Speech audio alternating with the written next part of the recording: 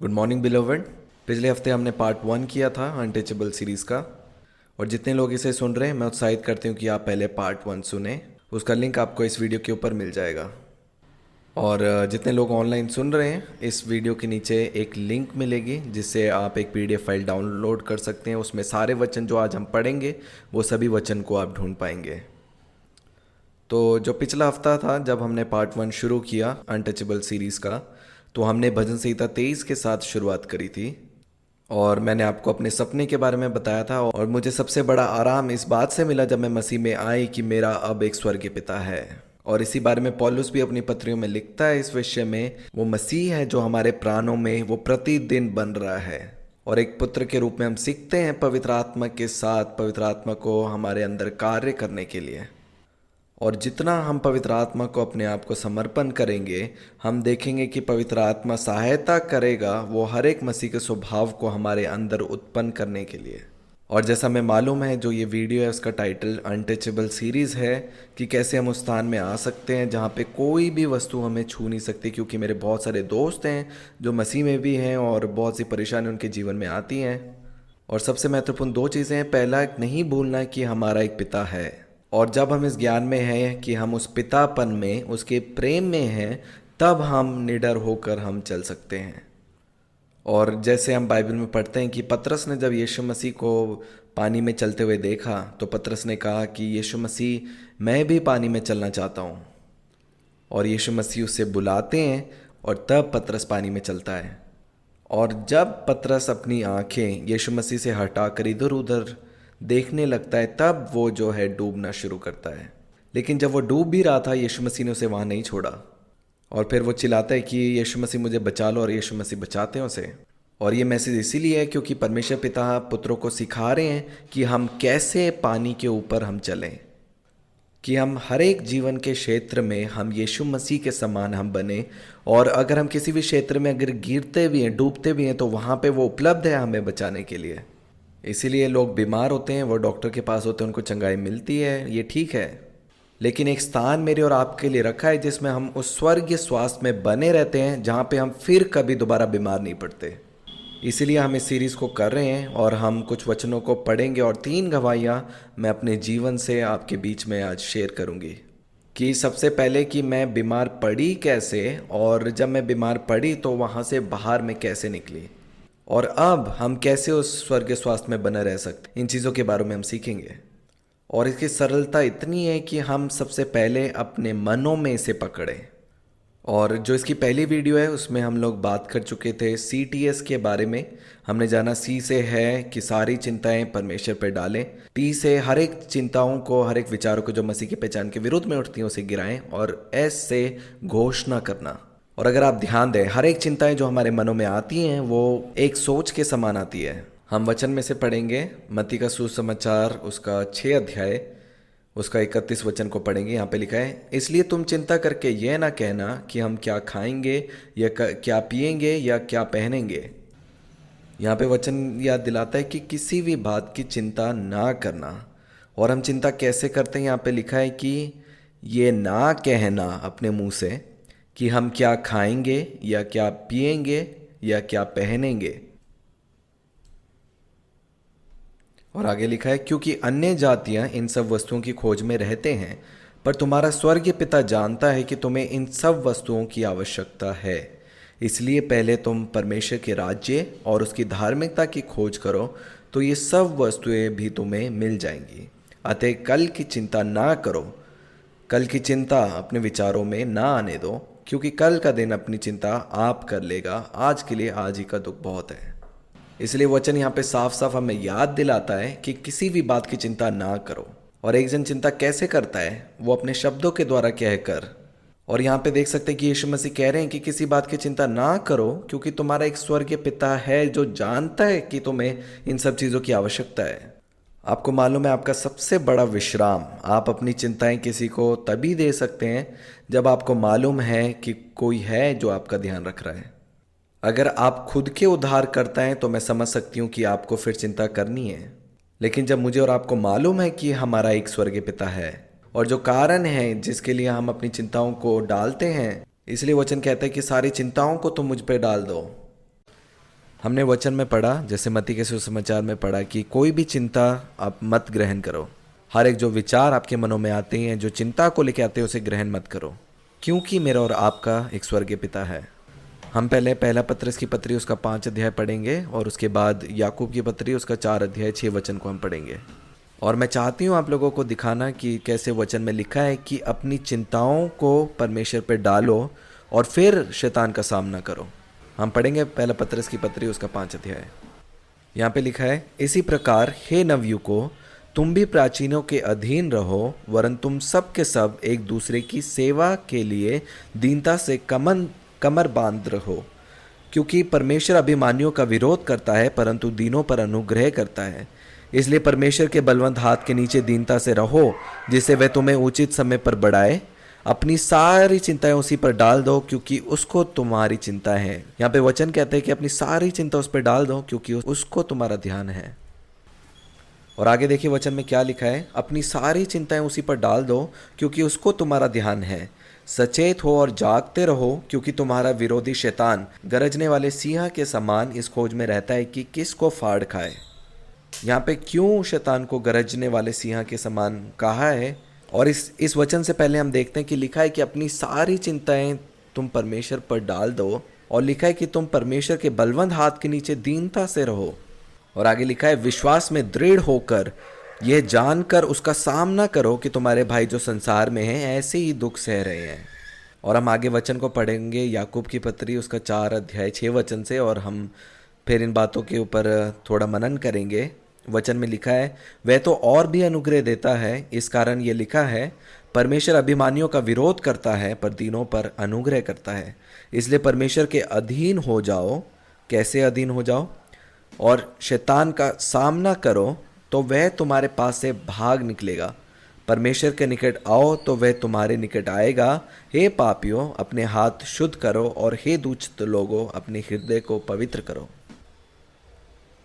और यहाँ पे वचन में लिखा है कि परमेश्वर अभिमानियों का विरोध करता है पर दीनों पर अनुग्रह करता है। कैसे हम दीन बनेंगे? जब हम अपनी सारी चिंताएं परमेश्वर पे डाल देंगे। और फिर लिखा है कि शैतान का सामना करो तो वह फिर तुम्हारे पास से भाग निकलेगा। दोनों वचन में हम इस बात को देखते हैं। एक वचन में पढ़ते हैं जिसमें लिखा है कि जो शैतान है वो एक गरजने वाले सिंह के समान है, जो आता है और वो हमारे मन में, हमारे विचारों में वो उन चिंताओं को वो डालता है, और मैं और आप हैं जो उन चिंताओं को ग्रहण करते हैं। इसीलिए बाइबल कहती है कि तुम शैतान का सामना करो, उन चिंताओं को तुम परमेश्वर पर डाल दो, क्योंकि उसे तुम्हारा ध्यान है। क्योंकि उसका जो गरजना है वो सब चिंताओं को हमारे मनों में डालना है, लेकिन हम उन चिंताओं को ग्रहण नहीं करते। और कैसे हम उन चिंताओं को ग्रहण नहीं करेंगे? जब हम उनका अंगीकार अपने जुबान से नहीं करेंगे। लेकिन आप जानेंगे कि आपके जीव में ही वो जीवन की सामर्थ्य है, जिसके बारे में आगे सीखेंगे। आगे हम पढ़ेंगे फिलिप्पी की पत्री उसका 4 अध्याय 4 वचन। यहाँ पे लिखा है, प्रभु में सदा आनंदित रहो। मैं फिर कहता हूँ, आनंदित रहो। तुम्हारी कोमलता सब मनुष्य पर प्रकट हो। प्रभु निकट है। किसी भी बात की चिंता मत करो। यहाँ पे फिर से देखते हैं, वचन में लिखा है किसी भी बात की चिंता मत करो, और उससे पहले वचन में लिखा है प्रभु निकट है। इसका अर्थ ये है कि हम पितापन में हैं। और लिखा है किसी भी बात की चिंता मत करो, क्योंकि तुम्हारा एक पिता है, परंतु हर एक बात में तुम्हारे निवेदन, प्रार्थना और विनती के द्वारा धन्यवाद के साथ परमेश्वर के सम्मुख उपस्थित किए जाए। तब परमेश्वर की शांति, जो सारी समझ से परे है, तुम्हारे हृदय और तुम्हारे विचारों को मसीह यीशु में सुरक्षित रखेगी। पिछले इतवार में हमने इन बातों को सीखा था कि कैसे जो शरीर का दिया जो है वो आँख है, और लिखा है कि अगर तुम्हारी आँख निर्मल है तो तुम्हारा सारा शरीर जो है वो उजियाला होगा। और वो जो शब्द निर्मल है, उसका जो हिब्री भाषा में जो एक और अर्थ है वो है एक, कि जब आपका मन केंद्रित है, कोई संदेह नहीं है कि जब आपका मन एक है तो आपका सारा शरीर उजियाले के समान होगा। और यहाँ पे वचन जो है वो कौन सी आँख के बारे में बात कर रहा है? हम वचन में पढ़ते हैं कि पौलुस जो है वो प्रार्थना करता है कि हमारी जो मन की आँखें हैं वो ज्योतिर्मय हो जाए, कि हम जान पाएं कि मसीह में हमारी विरासत क्या है। वो हमारी आत्मिक सोच के बारे में बात कर रहा है। इसलिए यहाँ पे वचन में भी हम पढ़ते हैं कि शरीर का दिया आँख है, इसलिए यदि तेरी आँख एक है या तुम्हारा जो मन है वो या तुम्हारी समझ जो है वो एक है, किसी संदेह के साथ नहीं है। और जब आपकी सोच केंद्रित होकर उस वचन पर विश्वास करती है तब आपका सारा शरीर उजाला के समान होता है। और आगे लिखा है कि परंतु यदि तेरी आंखें बुरी हो तो तेरा सारा शरीर भी अंधियारा होगा। इस कारण वे उजाला जो तुझ में है यदि अंधियारा हो तो वे अंधकार कैसा बड़ा होगा। आगे हम देखेंगे आप परमेश्वर और धन की सेवा नहीं कर सकते। यहाँ पे हम देखते हैं कि वचन कैसे बताता है दो स्वामी की सेवा करने के बारे में। और एक जो पुत्र है वो स्वभाव ही से वो एक सोच रखने वाला है। आप जितने इस वचन को सुन रहे हैं आप सब अंगीकार कर सकते हैं कि जो पुत्र है मैं एक मन हूँ, मैं दो मन नहीं हूँ। और जिस भी क्षेत्र में अगर आप एक मन नहीं है, जिस क्षेत्र में आप संदेह करते हैं वही क्षेत्र है जिसमें आप बार बार परीक्षा में पढ़ते हैं। और जितना आप उस क्षेत्र में एक सोच के साथ एक मन होना शुरू करेंगे कि फिर कोई आपको उस सत्य से हिला नहीं पाएगा, उस क्षेत्र में फिर आप हमेशा जयवंत से बढ़कर रहेंगे। कि जैसे शरीर का दिया आँख है और जब आपका मन जो है वो एक होगा तो वो जो सारा उजाला आत्मा में है वो आपके शरीर में भी आना शुरू करेगा। इसलिए जब वचन कहता है कि आप यीशु मसीह के कोड़े खाने के द्वारा चंगे हैं, आपको वो स्वर्गीय स्वास्थ्य में बने रहना आपका अधिकार है। जितना आप उसमें एक होंगे आप देखेंगे वो जो आत्मिक सच है वो आपके शरीर में भी दिखना शुरू करेगा।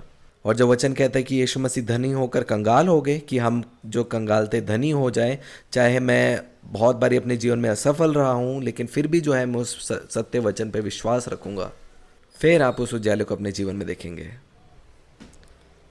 हम वचन को पढ़ेंगे।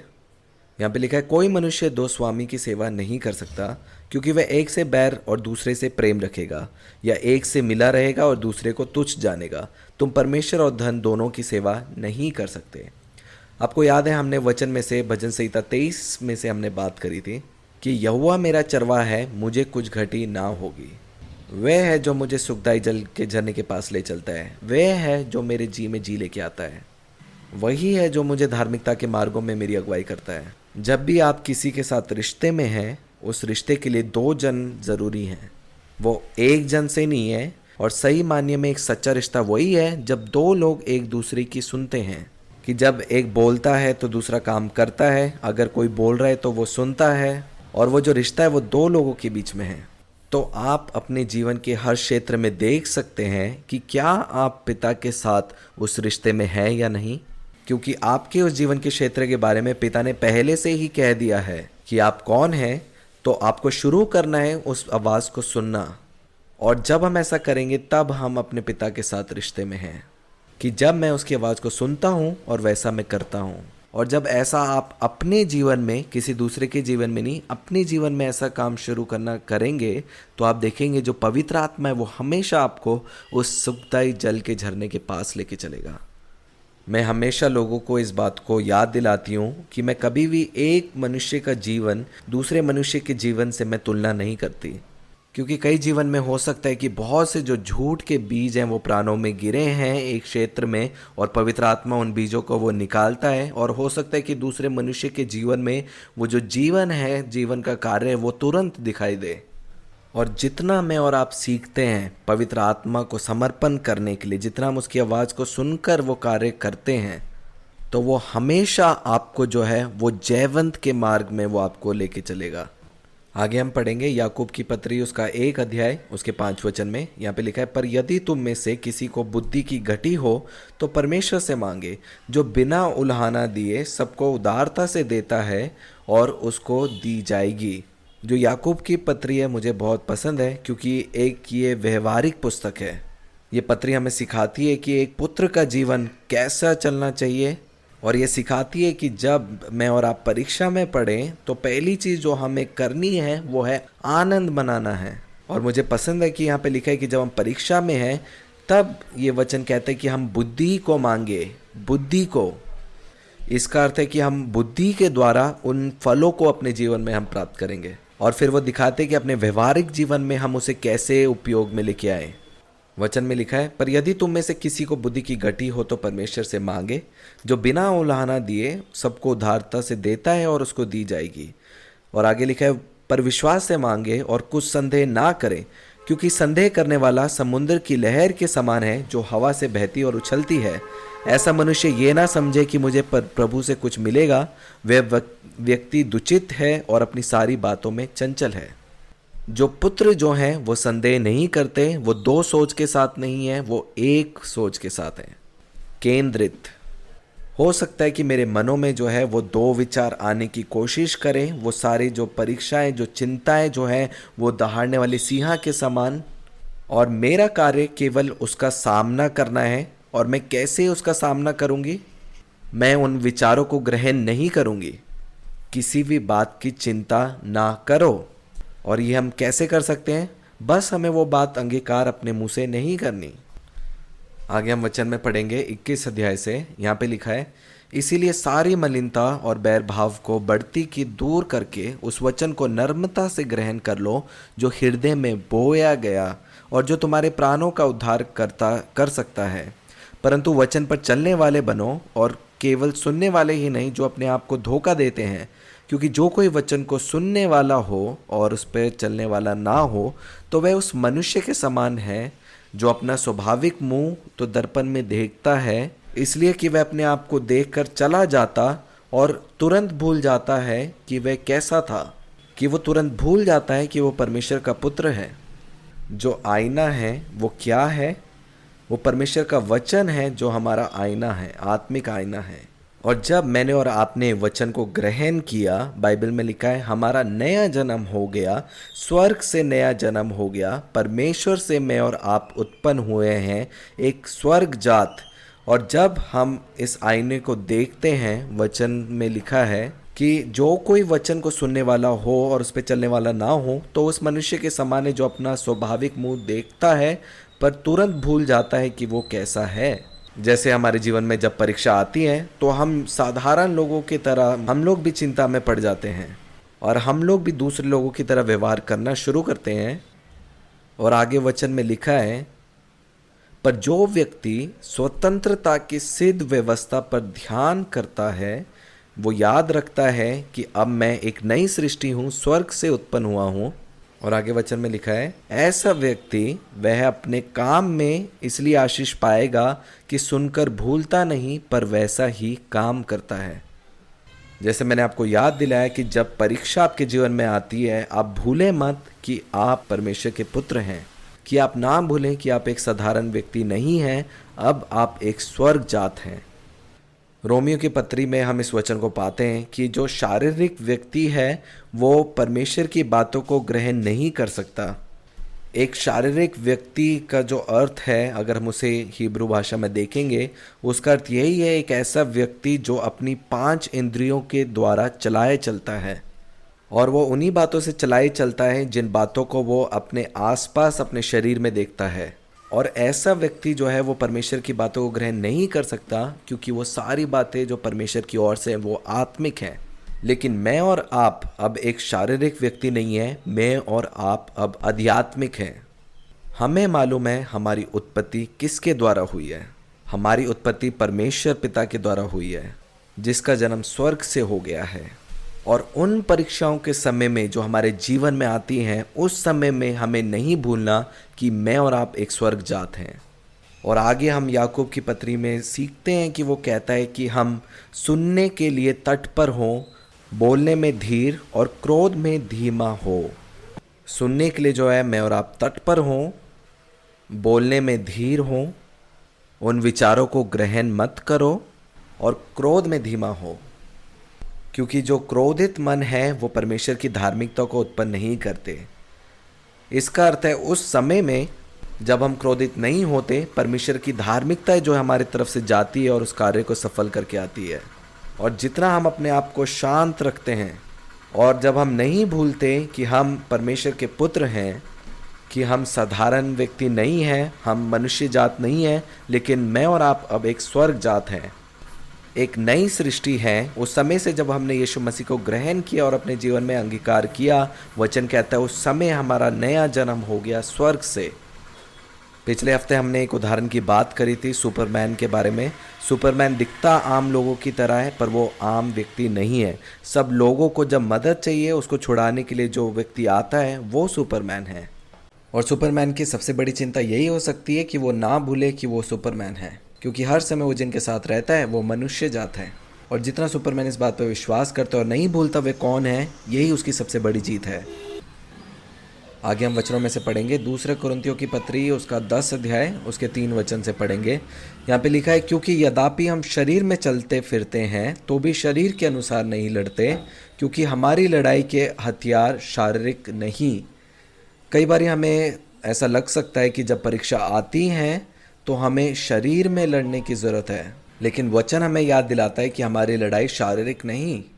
आपको मालूम है, हो सकता है कि जितनी परेशानी या दिक्कतें जो आप महसूस कर रहे हैं वो आपको शरीर में दिख रही हैं, लेकिन उससे सामना करने का तरीका बाइबल में लिखा है, उसके हथियार शारीरिक नहीं है।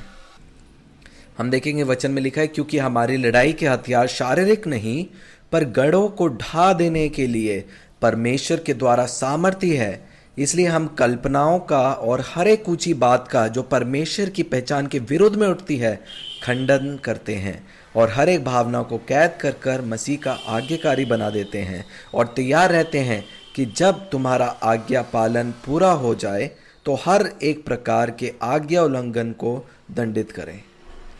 तो जो हमारी लड़ाई है वो कहाँ पे हो रही है? वो हमारे मनों में है। इसीलिए वचन हमें याद दिलाता है कि यद्यपि हम शरीर में चलते फिरते हैं लेकिन हमारे शरीर के अनुसार नहीं लड़ते, क्योंकि हमारी लड़ाई के हथियार शारीरिक नहीं है पर गढ़ों को ढा देने के लिए परमेश्वर के द्वारा सामर्थ्य है। इसलिए हम कल्पनाओं का और हर एक ऊंची बात का, ये जो कल्पनाएं हैं, सारी जो कल्पनाएं विचार है वो कहाँ पे हैं? वो हमारे मनों में है। हमारी कल्पनाएं आती हैं, और चाहे कोई चिंताएं आती हैं, घबराहट आती है, वचन क्या कहता है कि उसे ऐसे ही छोड़ने के लिए नहीं, लेकिन क्या लिखा है यहाँ पे वचन में क्या लिखा है? इसलिए हम कल्पनाओं का और हर एक ऊंची बात का जो परमेश्वर की पहचान के विरुद्ध में उठती है खंडन करते हैं, और हर एक भावनाओं को कैद कर कर मसीह का आज्ञाकारी बना देते हैं। हमने पिछले मैसेज में बात करी थी रोमियो की पत्री से कि जिसकी बात सुनकर आप कार्य करते हैं आप उसके दास हैं। और अगर कोई विचार आपके मन में आती है, क्या आपको मालूम है कि आप उसके दास कैसे बनते हैं? जब हम उस सोच, उसकी चिंता के पीछे हम भागते हैं। इसका अर्थ यही है कि हम उस चिंता के द्वारा अपने आप को इस दास्तान में हम लेके आ गए। तो क्या चीज़ है जो पुत्र को दास बनाती है? वो है उसके विचार। इसीलिए लिखा है, जिसे पुत्र आज़ाद करता है वो आज़ाद होता है। इसीलिए हर एक विचार जो मसीह के पहचान के विरोध में उठता है उसका हम खंडन करते हैं। उस विचार को आप अपनी आज्ञाकारिता में लेके आते हैं, क्योंकि आप मसीह में पिता की दाहिनी ओर बैठे हैं। क्योंकि इस पृथ्वी की जितनी बातें हैं वो सारी बातें यीशु मसीह के पैरों के नीचे हैं, जिसे हम इफिसियों की पत्री में भी पढ़ते हैं। इसलिए कोई भी चीज़ अगर आपके विरोध में आती है वो पहले से ही आपके पैरों के नीचे है, और आप उस चिंता को आप अपने जीवन के ऊपर अधिकार देते हैं जब आप उस चिंता के पीछे भागते हैं और कहते हैं कि हाँ, शायद मेरे जीवन में ये वचन अभी पूरा नहीं है, अभी ये परिस्थिति, ये चिंता मेरे पैरों के नीचे नहीं है। और ऐसे कर कर आप उस चिंता को अपने ऊपर अधिकार देते हैं और फिर आप उसके दास बन जाते हैं। कोई भी वस्तु अगर आपको अपना दास बनाती है, वो चीज़ जो है वो परमेश्वर की ओर से नहीं है। और ये बात पहले भी मैंने कही है कि पुत्र हैं जो वारिस हैं, दास नहीं। इसलिए अपने जीवन के हर एक क्षेत्र में आप जांचिए कि आप किसके दास हैं, और उस क्षेत्र में आप देखेंगे पवित्र आत्मा जो आपको हिलाएगा और आपको जगाएगा कि आप एक पुत्र हैं। आगे हम पढ़ेंगे रोमियो की पत्री उसका 8 अध्याय उसके 2 वचन से। यहाँ पे लिखा है, क्योंकि जीवन की आत्मा की व्यवस्था ने मसीह यीशु में मुझे पाप की और मृत्यु की व्यवस्था से स्वतंत्र कर दिया है। जो पाप और मृत्यु की व्यवस्था है वो इस संसार में आए उस भले बुरे के ज्ञान के वृक्ष का फल खाने के द्वारा। जो पुत्र हैं वो जीवन के वृक्ष से जीते हैं, और जो पाप और मृत्यु की व्यवस्था है वो दूसरे क्षेत्र से है। और आगे देखेंगे वचन में लिखा है, क्योंकि जो काम व्यवस्था शरीर के कारण दुर्बल होकर ना कर सकी उसको परमेश्वर ने किया, अर्थात अपने ही पुत्र को पाप में शरीर की समानता में और पाप बलि होने के लिए भेजकर शरीर में पाप पर दंड की आज्ञा दी, इसलिए कि व्यवस्था की विधि हम में जो शरीर के अनुसार नहीं वरन आत्मा के अनुसार चलते हैं पूरी की जाए। क्योंकि शारीरिक व्यक्ति शरीर की बातों पर, शारीरिक व्यक्ति वो है जो अपने 5 इंद्रियों से चलता है, जो वो देखता है, जो वो सुनता है, अपने आसपास जो महसूस करता है वो उससे सत्य कहता है। और आगे लिखा है, क्योंकि शारीरिक व्यक्ति शरीर की बातों पर मन लगाते हैं परंतु आध्यात्मिक आत्मा की बातों पर मन लगाते हैं। शरीर पर मन लगाना तो मृत्यु है, परंतु आत्मा पर मन लगाना जीवन और शांति है। क्योंकि शरीर पर मन लगाना तो परमेश्वर से बैर रखना है, क्योंकि ना तो परमेश्वर की व्यवस्था के अधीन है और ना हो सकता है, और जो शारीरिक दशा में है वे परमेश्वर को प्रसन्न नहीं कर सकते। इसलिए ज़रूरी था यीशु मसीह का शरीर में आकर वो बलि होना, क्योंकि वो जो व्यवस्था की विधि है वो पूरी की जाए। और मैं अपने जीवन में हर एक कार्य में मैं देखती हूँ कि मैं अपने हर एक जो शरीर से पहचान मिलती है उसे अलग कर कर मैं अपनी आत्मा की पहचान को पकड़े रहती हूँ। क्योंकि जो मेरा शारीरिक व्यक्तित्व है उसका मेरे ऊपर अब कोई अधिकार नहीं है, क्योंकि जो आत्मिक व्यक्ति है वो उसके ऊपर प्रबल है। आगे हम और वचनों में चलेंगे, वचन पढ़ेंगे, और जो मेरी गवाहियाँ हैं उसको मैं आपके साथ इन वचनों के बाद में शेयर करूँगी। इससे पहले हम इफिसियों की पत्री से पढ़े, हम पढ़ेंगे याकूब की पत्री से, उसका 3 अध्याय से। ये वचन पीडीएफ में नहीं है, आप अपनी बाइबल में निकाल सकते हैं। याकूब की पत्री 3 अध्याय। यहाँ पे लिखा है, हे मेरे भाइयों, तुमसे बहुत उपदेशक ना बने, क्योंकि जानते हो कि हम उपदेशक और भी दोषी ठहरेंगे, इसलिए कि हम सब बहुत बार चूक जाते हैं। जो कोई वचन में नहीं चूकता वही तो सिद्ध मनुष्य है और सारी देह पर भी लगाम लगा सकता है। जब हम अपने वश में करने के लिए घोड़े के मुंह में लगाम लगाते हैं तो हम उनकी सारी देह को भी घुमा सकते हैं। देखो, जहाज भी यद्यपि ऐसे बड़े होते हैं पर प्रचंड वायु से चलाए जाते हैं तो भी एक छोटी सी पतवार के द्वारा मांझी की इच्छा के अनुसार घुमाए जाते हैं। वैसे ही जीभ भी एक छोटा सा अंग है और वह बड़ी बड़ी डींगे मारती है। देखो, थोड़ी सी आग से कितने बड़े वन में आग लग जाती है। जीभ भी एक आग है। जीभ हमारे अंगों में अधर्म का एक लोक है और सारी देह पे कलंक लगाती है। कलंक का अर्थ क्या है? कलंक लगाने का अर्थ ये है कि वो अपवित्र करती है। नए नियम में हम पढ़ते हैं, बाइबल याद दिलाती है कि मैं और आप अपवित्र हैं, और पुराने नियम में हम सीखते हैं कि कैसे जो वस्तु पवित्र हैं उसको कोई भी अपवित्र चीज़ छू नहीं सकती, कोई दुष्ट, कोई मैली चीज़ उसके पास आ नहीं सकती। पवित्रता का अर्थ यही है कि अलगताई, अलग किए हुए, क्योंकि जो चीज़ अति पवित्र स्थान में प्रवेश किया और वो पवित्र नहीं थी वो भस्म हो गई। केवल वो महायाजक थे जो स्थान में प्रवेश करते थे, वो भी उस लहू के द्वारा। इसलिए आज मैं और आप पवित्र हैं। जिस क्षण मेरा और आपका नया जन्म हो गया, मैं और आप अलग किए हुए लोग बन गए, और अब परमेश्वर आपको पवित्र कहता है। फिर से हम 6 वचन में देखेंगे, जीभ भी एक आग है। जीभ हमारे अंगों में अधर्म का एक लोक है और सारी देह पर कलंक लगाती है। इसका अर्थ आपकी जीभ है जो वो सारी बातों को अपवित्र करती है। आगे पढ़ेंगे, यहाँ पे लिखा है, और जीवन गति में आग लगा देती है और नरक कुंड की आग से जलती रहती है। क्योंकि हर एक प्रकार के वन, पशु, पक्षी और रेंगने वाले जंतु और जलचर तो मनुष्य जाति के वश में हो सकते हैं और हो भी गए हैं, पर जीभ को मनुष्य में से कोई वश में नहीं कर सकता। वह एक ऐसी बला है जो कभी रुकती नहीं है। वह प्राणनाशक विष से भरी हुई है। इसी से हम प्रभु और पिता की स्तुति करते हैं और इसी से मनुष्य को जो परमेश्वर के स्वरूप में उत्पन्न हुए हैं शाप देते हैं। एक ही मुंह से धन्यवाद और शाप दोनों निकलते हैं। हे मेरे भाइयों, ऐसा नहीं होना चाहिए। क्या सोते के एक ही मुंह से मीठा और खारा जल दोनों निकलता है? हे मेरे भाइयों, क्या अंजीर के पेड़ में जैतून या दाख की लता में अंजीर लग सकते हैं? वैसे ही खारे सोते से मीठा पानी नहीं निकल सकता। हम बाइबल में पढ़ते हैं कि जब यीशु मसीह मरों में से जी उठे और जब क्रूस के बाद वो अपने चेलों को दिखाई दिए तो उन्होंने अपने चेलों को आज्ञा दी कि एक स्थान में ठहरे रहना जब तक तुम पवित्र आत्मा की सामर्थ्य ना पाओ।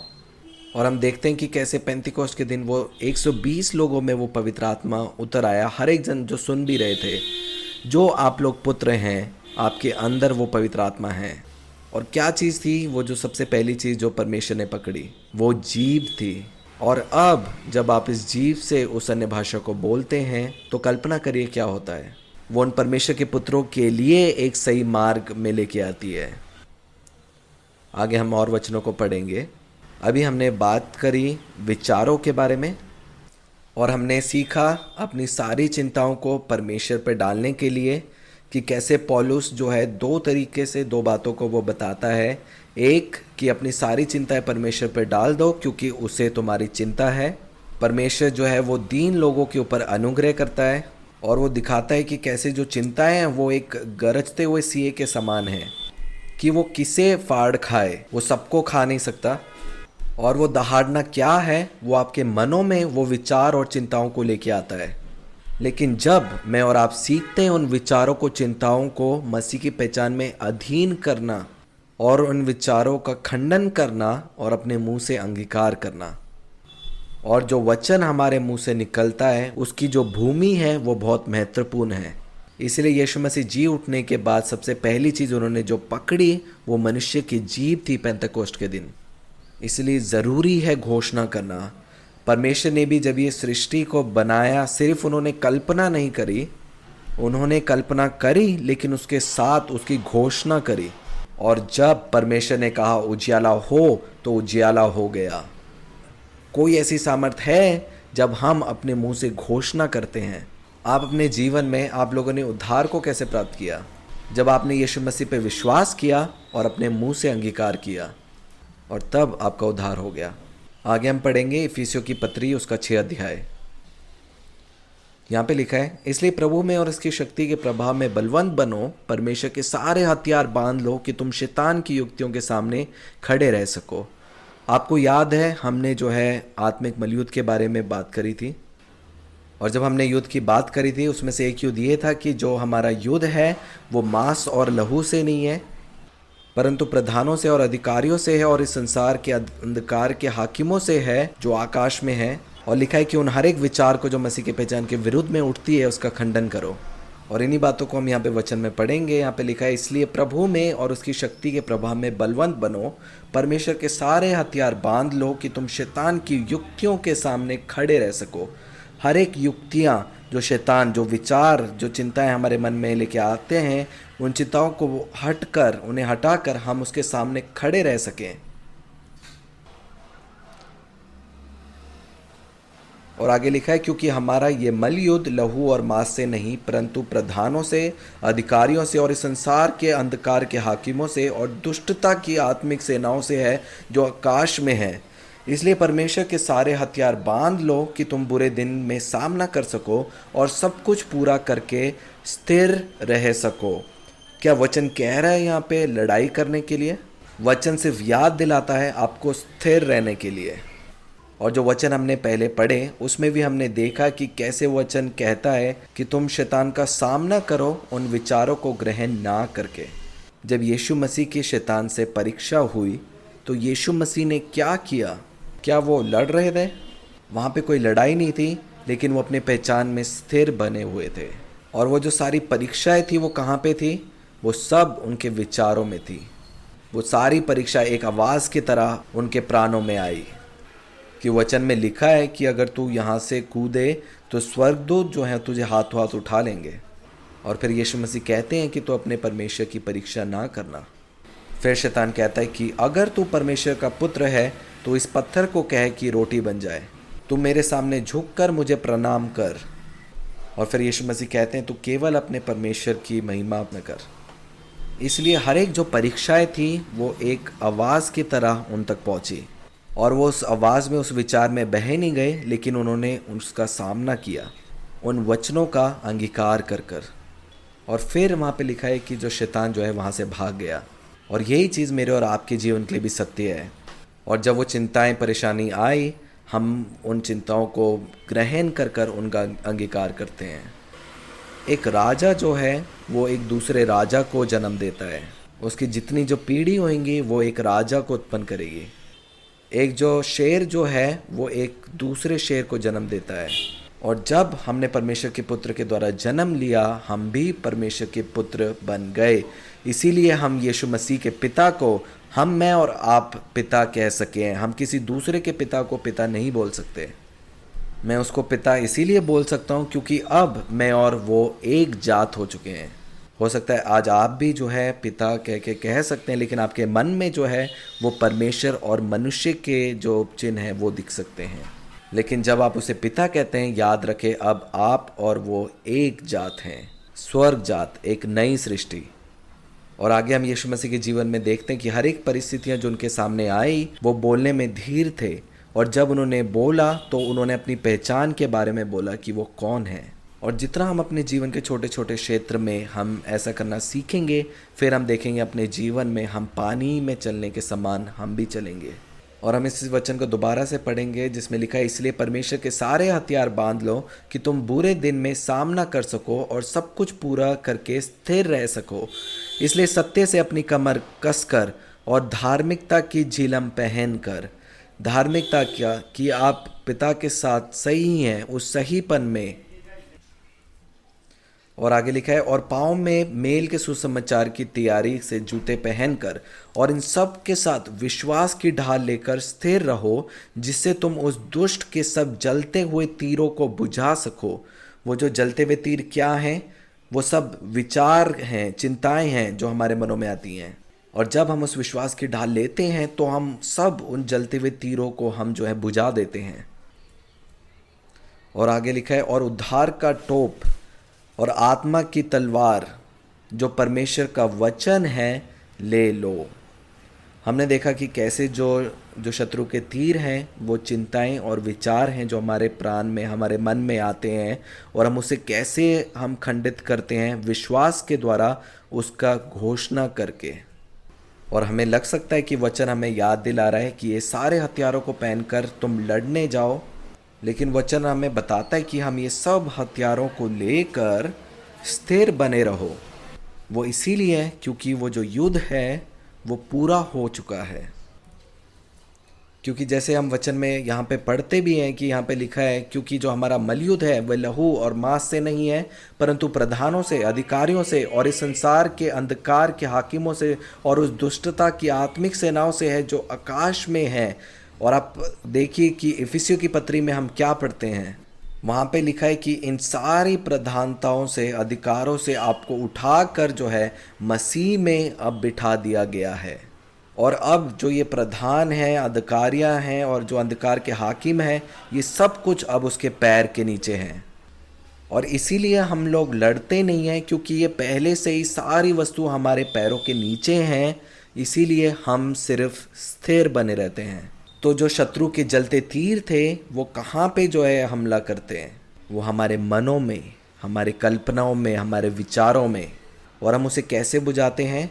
विश्वास के द्वारा, घोषणा कर कर कि हम मसीह में कौन हैं। आगे हम पढ़ेंगे 2 कुरिन्थियों उसका 4 अध्याय उसका 13 वचन में लिखा है, इसलिए कि हम में वही विश्वास की आत्मा है जिसके विश्वास में लिखा है, मैंने विश्वास किया इसीलिए मैं बोला। मैंने और आपने भी विश्वास किया इसीलिए मैंने और आपने बोला। आगे पढ़ेंगे रोमियो की पत्री उसका 10 अध्याय 6 वचन। यहाँ पे लिखा है, परंतु जो धार्मिकता विश्वास से है, मेरी और आपकी धार्मिकता, वह यो कहती है, तू अपने मन से ये ना कहना कि स्वर्ग पर कौन चढ़ेगा अर्थात मसीह को उतार लेने के लिए, या अधोलोक में कौन उतरेगा अर्थात मसीह को मरे हुओं में से जिलाकर ऊपर लाने के लिए, परंतु वह क्या कहती है? अब जो धार्मिकता विश्वास से है वो क्या कहती है? यही कि वचन मेरे निकट है, तेरे मुंह में, तेरे मन में है। ये वही विश्वास का वचन है जो हम प्रचार करते हैं कि यदि तू अपने मुंह से यीशु को प्रभु जानकर अंगीकार करे और अपने मन से विश्वास करे कि परमेश्वर ने उसे मरे हुओं में से जिलाया, तो तू निश्चय उद्धार पाएगा। क्योंकि धार्मिकता के लिए मन से विश्वास किया जाता है और उद्धार के लिए मुंह से अंगीकार किया जाता है। और आगे लिखा है, क्योंकि पवित्र शास्त्र ये कहता है, जो कोई उस पर विश्वास करेगा वह लज्जित ना होगा। आगे पढ़ेंगे रोमियो की पत्री उसका 4 अध्याय। पवित्र शास्त्र क्या कहता है? ये कि अब्राहम ने परमेश्वर पर विश्वास किया और यह उसके लिए धार्मिकता गिना गया। 13 वचन से पढ़ेंगे, क्योंकि यह प्रतिज्ञा कि वह जगत का वारिस होगा, ना अब्राहम को ना उसके वंश को व्यवस्था के द्वारा दी गई थी, परंतु विश्वास की धार्मिकता के द्वारा मिली। क्योंकि यदि व्यवस्था वाले वारिस हैं तो विश्वास व्यर्थ है और प्रतिज्ञा निष्फल ठहरी। व्यवस्था तो क्रोध उपजाती है और जहाँ व्यवस्था नहीं वहाँ उसका उल्लंघन भी नहीं। इसी कारण प्रतिज्ञा विश्वास और आधारित है कि अनुग्रह की रीति पर हो, कि वह उसके सब वंशजों के लिए दृढ़ हो, और ना केवल उसी के लिए जो व्यवस्था वाला है, वरन उनके लिए भी जो अब्राहम के समान विश्वास वाले हैं, वही तो हम सब का पिता है। जैसे लिखा है, मैंने तुझे बहुत सी जातियों का पिता ठहराया, उस परमेश्वर के समान जिस पर उसने विश्वास किया और जो मरे हुओं को जिलाता है। देखिए, जो मरे हुओं को जिलाता है और जो बातें हैं ही नहीं उनका नाम ऐसे लेता है कि मानो वे हैं। और यहाँ पे देखते हैं कि वचन में लिखा है कि जो परमेश्वर है, जो पिता है, वह मरे हुओं को जिलाता है और जो बातें है ही नहीं उनका नाम ऐसे लेता है जैसे कि मानो वे हैं। और मेरे और आपके लिए भी ये बातें सत्य हैं कि जो चीज़ें हमें दिखाई नहीं देती, जो इस क्षेत्र की है ही नहीं, वो दूसरे क्षेत्र की हैं, और परमेश्वर भी उन्हें ऐसे बोलता है कि मानो जो नहीं दिखती वो चीज़ें हैं। वो इसीलिए क्योंकि मैं और आप एक दूसरे क्षेत्र से आते हैं। आगे हम देखेंगे, वचन में लिखा है 18 वचन से, उसने निराशा में भी आशा रखकर विश्वास किया, इसलिए कि उस वचन के अनुसार कि तेरा वंश ऐसा होगा, वह बहुत सी जातियों का पिता हो।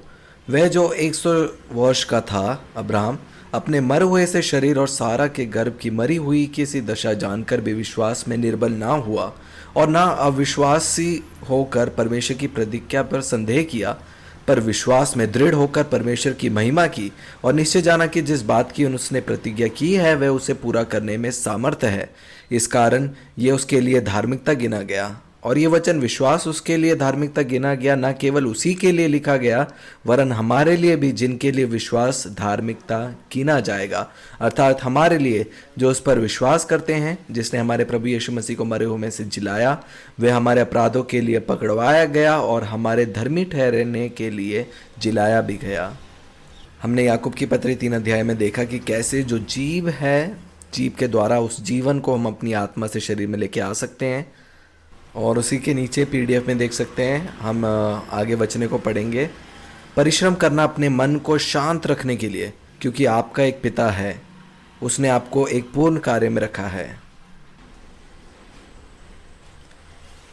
आगे हम पढ़ेंगे इब्रानियों की पत्री उसका 4 अध्याय उसके 9 वचन में लिखा है, अतः जान लो कि परमेश्वर के लोगों के लिए सबत का विश्राम बाकी है, क्योंकि जिसने उसके विश्राम में प्रवेश किया है उसने भी परमेश्वर के समान अपने कामों को पूरा करके विश्राम किया है। अतः हम विश्राम में प्रवेश करने का प्रयत्न करें, ऐसा ना हो कि कोई जन उनके समान आज्ञा न मानकर गिर पड़े, क्योंकि परमेश्वर का वचन जीवित और प्रबल और हर एक दोधारी तलवार से भी बहुत चौका है और प्राण और आत्मा को और गांठ गांठ और गूदे गूदे को अलग कर कर आर पार छेदता है और मन की भावना और विचारों को जांचता है। आपको पता है मेरा और आपका सबसे बड़ा विश्राम कहाँ पे है, और वो कौन सा अंग है जिसे विश्राम की ज़रूरत है, वो कौन सा अंग है जिसे परिश्रम करना है, विश्राम में बने रहने के लिए है, वो है हमारा मन।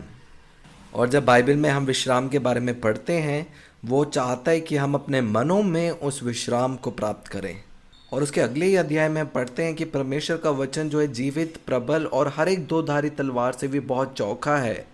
और वो क्या करता है, वो प्राण और आत्मा को और गांठ गांठ और गुदे गुदे को अलग कर कर आर पार छेदता है और मन की भावनाओं और विचारों को जांचता है। जो परमेश्वर का वचन है वो हमारे मन की भावना और विचारों को जांचता है। अगर आप सीखते हैं अपने विचारों को जांचना और उनको खंडन करना और घोषणा और अंगीकार करना उस बारे में जो आप मसीह में हैं, फिर आप देखेंगे आप हर एक परिस्थितियों के ऊपर होंगे और आप सीखेंगे कैसे तूफानों के बीच में भी विश्राम करना। अब आप पानी से बाहर निकालने के लिए नहीं, लेकिन आप पानी में चलने के लिए आप तैयार हैं। आपको मालूम है कि हो सकता है कि आप बीमार पड़ सकते हैं, आप डॉक्टर के पास जा सकते हैं, आप उस चंगाई को प्राप्त कर सकते हैं, लेकिन क्या ही अद्भुत स्थान वो है जहाँ पे कोई भी चीज़ ये छू भी नहीं सकती आपको। और यही पवित्र आत्मा मुझे और आपको सिखा रहा है, ये मसीह का मन हमारे अंदर बन रहा है। लूका 21 अध्याय 9 में लिखा है, अपने धीरज से तुम अपने प्राणों को बचाए रखोगे। आगे पढ़ेंगे फिलिप्पी की पत्री 4 अध्याय 8 वचन। इसलिए हे भाइयों, जो जो बातें सत्य हैं और जो जो बातें आदरणीय हैं और जो जो बातें उचित और जो जो बातें पवित्र हैं और जो जो बातें सुहानी हैं और जो जो बातें मनभावनी हैं, अर्थात जो भी सद्गुण और प्रशंसा की बातें हैं, उन पर ध्यान लगाया करो। जो बातें तुमने मुझसे सीखी और ग्रहण करी और सुनी और मुझ में देखी, उन्हीं का पालन किया करो, तब परमेश्वर जो शांति का सोता है तुम्हारे साथ रहेगा। वो कौन सी आज्ञा है जो पौलुस देता है? जो भी बातें जो सत्य हैं, जब परमेश्वर सत्य के बारे में बोलता है, वो नहीं चाहता कि आप इस शारीरिक क्षेत्र के बारे में देखें, और जो चीज़ें आप देखते हो उनको देखकर ये ना बोलें कि ये सत्य हैं, क्योंकि वो इन चीज़ों को सत्य नहीं बोलता। परमेश्वर के लिए केवल उनका वचन है जो सत्य है। और यहाँ पे देखते हैं कि जो जो बातें सत्य हैं तुम उन पर ध्यान लगाओ। ये सत्य है कि हम इस संसार में हैं, लेकिन हम इस संसार के नहीं हैं। इसीलिए हम अपना जो ध्यान है वो इस संसार की चीज़ों पे ना लगाएं, लेकिन उन स्वर्गीय वस्तु पे जहाँ पे यीशु मसीह विराजमान है। और जो बातें परमेश्वर पिता मेरे विषय में कहता है वो सत्य हैं। जैसे हमने सीखा कि मैं और आप अपने परमेश्वर पिता के साथ एक रिश्ते में हैं। हम शैतान के साथ, जो एक चोर के समान है, हम उसके साथ रिश्ते में नहीं हैं। हम वो नहीं सुनते जो शैतान बोलता है, या जो वो हमारे कानों में, हमारे मन में जो वो दहाड़ता है, उन बातों को हम ग्रहण नहीं करते। लेकिन जब मेरा रिश्ता मेरे परमेश्वर पिता के साथ है, तो जो मेरा ध्यान है, जो केंद्रित है, वो उन बातों पे ध्यान करता है जो सत्य हैं, जो आदरणीय हैं, और जो बातें उचित हैं, जो बातें पवित्र हैं, जो बातें सुहानी हैं, और जो जो बातें मनभावनी हैं, अर्थात जो भी सद्गुण और प्रशंसा की बातें हैं, उन पर ध्यान लगाते हैं। आगे पढ़ेंगे कुलिस्सियों की पत्री, उसका 3 अध्याय 1 वचन में लिखा है, अतः जब तुम मसीह के साथ जिलाए गए तो स्वर्गीय वस्तुओं की खोज में रहो, जहाँ मसीह विराजमान है और परमेश्वर की दाहिनी ओर बैठा है। पृथ्वी पर की नहीं, परंतु स्वर्गीय वस्तु पर ध्यान लगाओ, क्योंकि तुम जो मर गए और तुम्हारा जीवन मसीह के साथ परमेश्वर में छिपा हुआ है। जब मसीह जो हमारा जीवन है प्रकट होगा, तब तुम भी उसके साथ महिमा सहित प्रकट किए जाओगे। आगे हम पढ़ेंगे याकूब की पत्री, उसका 1 अध्याय 9 वचन से। यह आखिरी वचन है हमारे PDF में। हे मेरे प्रिय भाइयों, ये बात तुम जान लो, हर एक मनुष्य सुनने के लिए तत्पर, बोलने में धीर और क्रोध में धीमा हो, क्योंकि मनुष्य का क्रोध परमेश्वर की धार्मिकता का निर्वाह नहीं कर सकता। अब जितने हमने वचन पढ़े हैं उन वचनों में हम मनन करेंगे। हमने मुख्य 3 बातों के बारे में सीखा। हमने आत्मिक हथियारों के बारे में हमने सीखा, और जब हम हथियार शब्द सुनते हैं हमें लगता है कि शायद हमें युद्ध में लड़ने के लिए जाना है, लेकिन कैसे हमने देखा कि वचन हमें कहता है सिर्फ स्थिर रहने के लिए। वो हथियार जो है वो आपकी पहचान के बारे में आपको बताने के लिए है। वो धार्मिकता का जो झिलम है, वो जो वचन की तलवार, वो उद्धार का टोप, कि हर एक वस्तु जो आपके बारे में है वो बचाई जा चुकी है, कि अब आप एक आत्मिक व्यक्ति हैं। इसलिए वचन कहता है कि आप इन सब हथियारों को ले लो, और वो आपको याद दिला रहा है कि ये सारे वस्त्र आप पहन लो, क्योंकि अब आप एक नई सृष्टि के समान हो। क्योंकि जो हथियार थे वो कभी लड़ने के लिए नहीं थे, वो हथियार थे ताकि आप उस पहचान में बने रहो, क्योंकि आप एक राजा हो, लेकिन अपनी गद्दी में विश्राम से बैठे रहना है। और जितना आप विश्राम में रहना सीखेंगे, आप देखेंगे वो अब सारी परिस्थितियों के ऊपर आप प्रबल बनेंगे, क्योंकि हर एक वस्तु अब हमारे पैरों के नीचे है। वो हथियार के बारे में हमने पढ़ा। वो कहता है कि हमारा जो युद्ध है वो मांस और लहू से नहीं है, लेकिन वो अधिकारों और प्रधानताएं, वो सारी चीज़ें जो आकाश में हैं, जो विचार हमारे में आते हैं, उनको गिराने के लिए केवल आप घोषणा करो। क्योंकि जो शत्रु है वो क्या करता है, उसके जो जलते हुए तीर हैं वो उन विचारों के समान है, उन चिंताओं के समान है जो हमारे मनों में आता है, और उसे हम बुझाते हैं अपने विश्वास के कवच के द्वारा। तो कैसे था जो शत्रु हम पे हमला कर रहा था, वो अपनी चिंताओं को हमारे मनों में भेजता था। हमने फिलिप्पी की पत्री और पत्रस की पत्री में क्या पढ़ा? हमने देखा वहाँ पे लिखा था कि अपनी चिंताएं तुम परमेश्वर पर डाल दो, दीन बनो, क्योंकि शैतान जो है वो गरजने वाले सिंह के समान है। वो आपको खा नहीं रहा, लेकिन वो ढूंढ रहा है वो किसे चीर फाड़ खाए। तो वो कौन सी युक्तियाँ हैं जो शैतान इस्तेमाल करता है, वो क्या चीज़ है जो वो आज आपके जीवन में लेके आ सकता है? वो सिर्फ वो चिंताएं हैं। और जब आप सीखते हैं उन चिंताओं का खंडन करना, और जब हम उन चिंताओं को ग्रहण नहीं करते, हम कैसे कर सकते हैं उन चिंताओं को ग्रहण? उनका अंगीकार कर कर, उनको बोल कर। इसलिए जो वचन जो है, जब हम सीखते हैं अपने विचारों को जांचना, और फिर वचन याद दिलाता है कि विश्राम में बने रहने के लिए प्रयत्न करो। और वचन कहता है कि वो हर एक प्राण और आत्मा को और मन की भावनाओं को जांचता है। वो बताता है कि कौन सी बातें परमेश्वर की ओर से है और कौन सी नहीं। इसलिए जो सारा जो आत्मिक बलियुद्ध है वो हमारे विचारों के बारे में है, हमारे मनों में है। लेकिन जितना हम विश्राम में बने रहते हैं, जैसे वचन में लिखा कि तुम सुनने के लिए तत्पर, बोलने के लिए धीर, क्योंकि आप उस वक्त नहीं भूलते कि आप आदम से नहीं लेकिन अब आप एक नई सृष्टि हैं। और जब आप इन बातों का अंगीकार करना शुरू करेंगे, आप देखेंगे कि आप अपने जीवन में जैवन से बढ़कर बनेंगे। तो जब मैंने और आपने यीशु मसीह पे विश्वास किया, हमारा नया जन्म हो गया और पवित्र आत्मा हमें दिया गया एक कारण के लिए। मैं लोगों से पूछती हूँ कि पवित्र आत्मा का क्या कार्य है आपके जीवन में। पवित्र आत्मा जो है 3 कार्यों के लिए हमारे जीवन में जो बातें हमें सिखाता है, वो हमें पाप, धार्मिकता और न्याय के बारे में हमें सिखाता है। पाप के लिए, उन लोगों के लिए जो यीशु मसीह पे विश्वास नहीं करते। उस समय से पहले जब आपका नया जन्म नहीं हुआ था, वो आपके पास आया ये बताने के लिए कि आप पापी और आपको उद्धारकर्ता की ज़रूरत है। और दूसरा धार्मिकता के लिए, क्योंकि यीशु मसीह ने कहा कि मैं अपने पिता के पास जाता हूँ और तुम मुझे नहीं देखते। जो हम वो आत्मिक हथियार पहनते हैं, उसमें वो हमें याद दिलाता है कि तुम एक पुत्र हो, यीशु मसीह में विश्वास के द्वारा तुम पिता की धार्मिकता हो।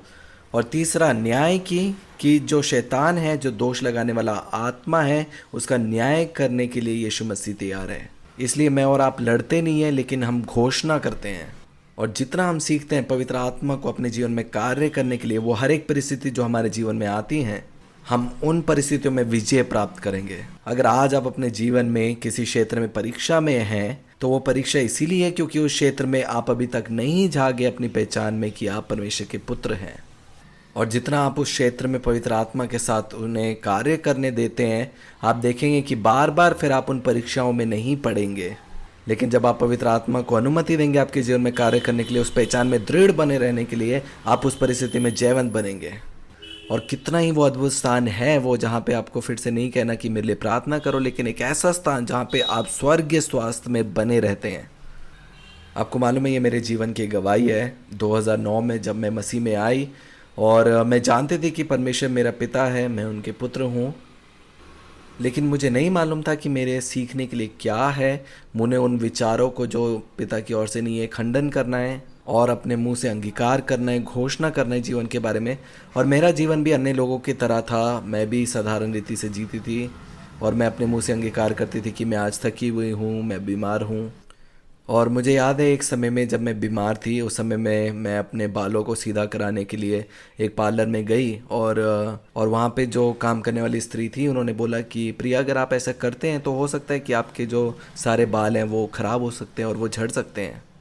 और उस वक्त मैंने उनको कहा कि ठीक है, थोड़े से बाल गिर जाएंगे तो क्या हुआ, मेरे पास बहुत सारे बाल हैं।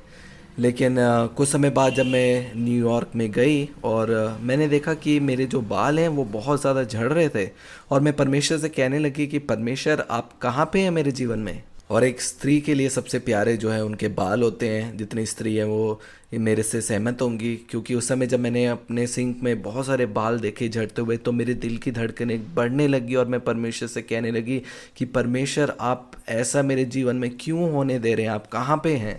और उसके बाद मैं वापस इंडिया आई और मुझे लगा कि मुझे शायद और प्रकाशन और आत्मिक होने की ज़रूरत है, इसलिए मैं बहुत सारी किताबें पढ़ने लग गई अधिकार के बारे में। और मैंने निर्णय लिया एक कॉन्फ्रेंस में जाने के लिए जो यूके में था। वहाँ पे एक प्रभु का दास जो थे वो वहाँ पे जो है चिन्ह और चमत्कार की सेवकाई कर रहे थे और मैं चाहती थी कि वो मेरे लिए प्रार्थना करें मुझ पे हाथ रख कर। और मेरा विश्वास ये था कि अगर वो मुझ पे हाथ रखेंगे तो मैं चंगाई को प्राप्त कर लूँगी।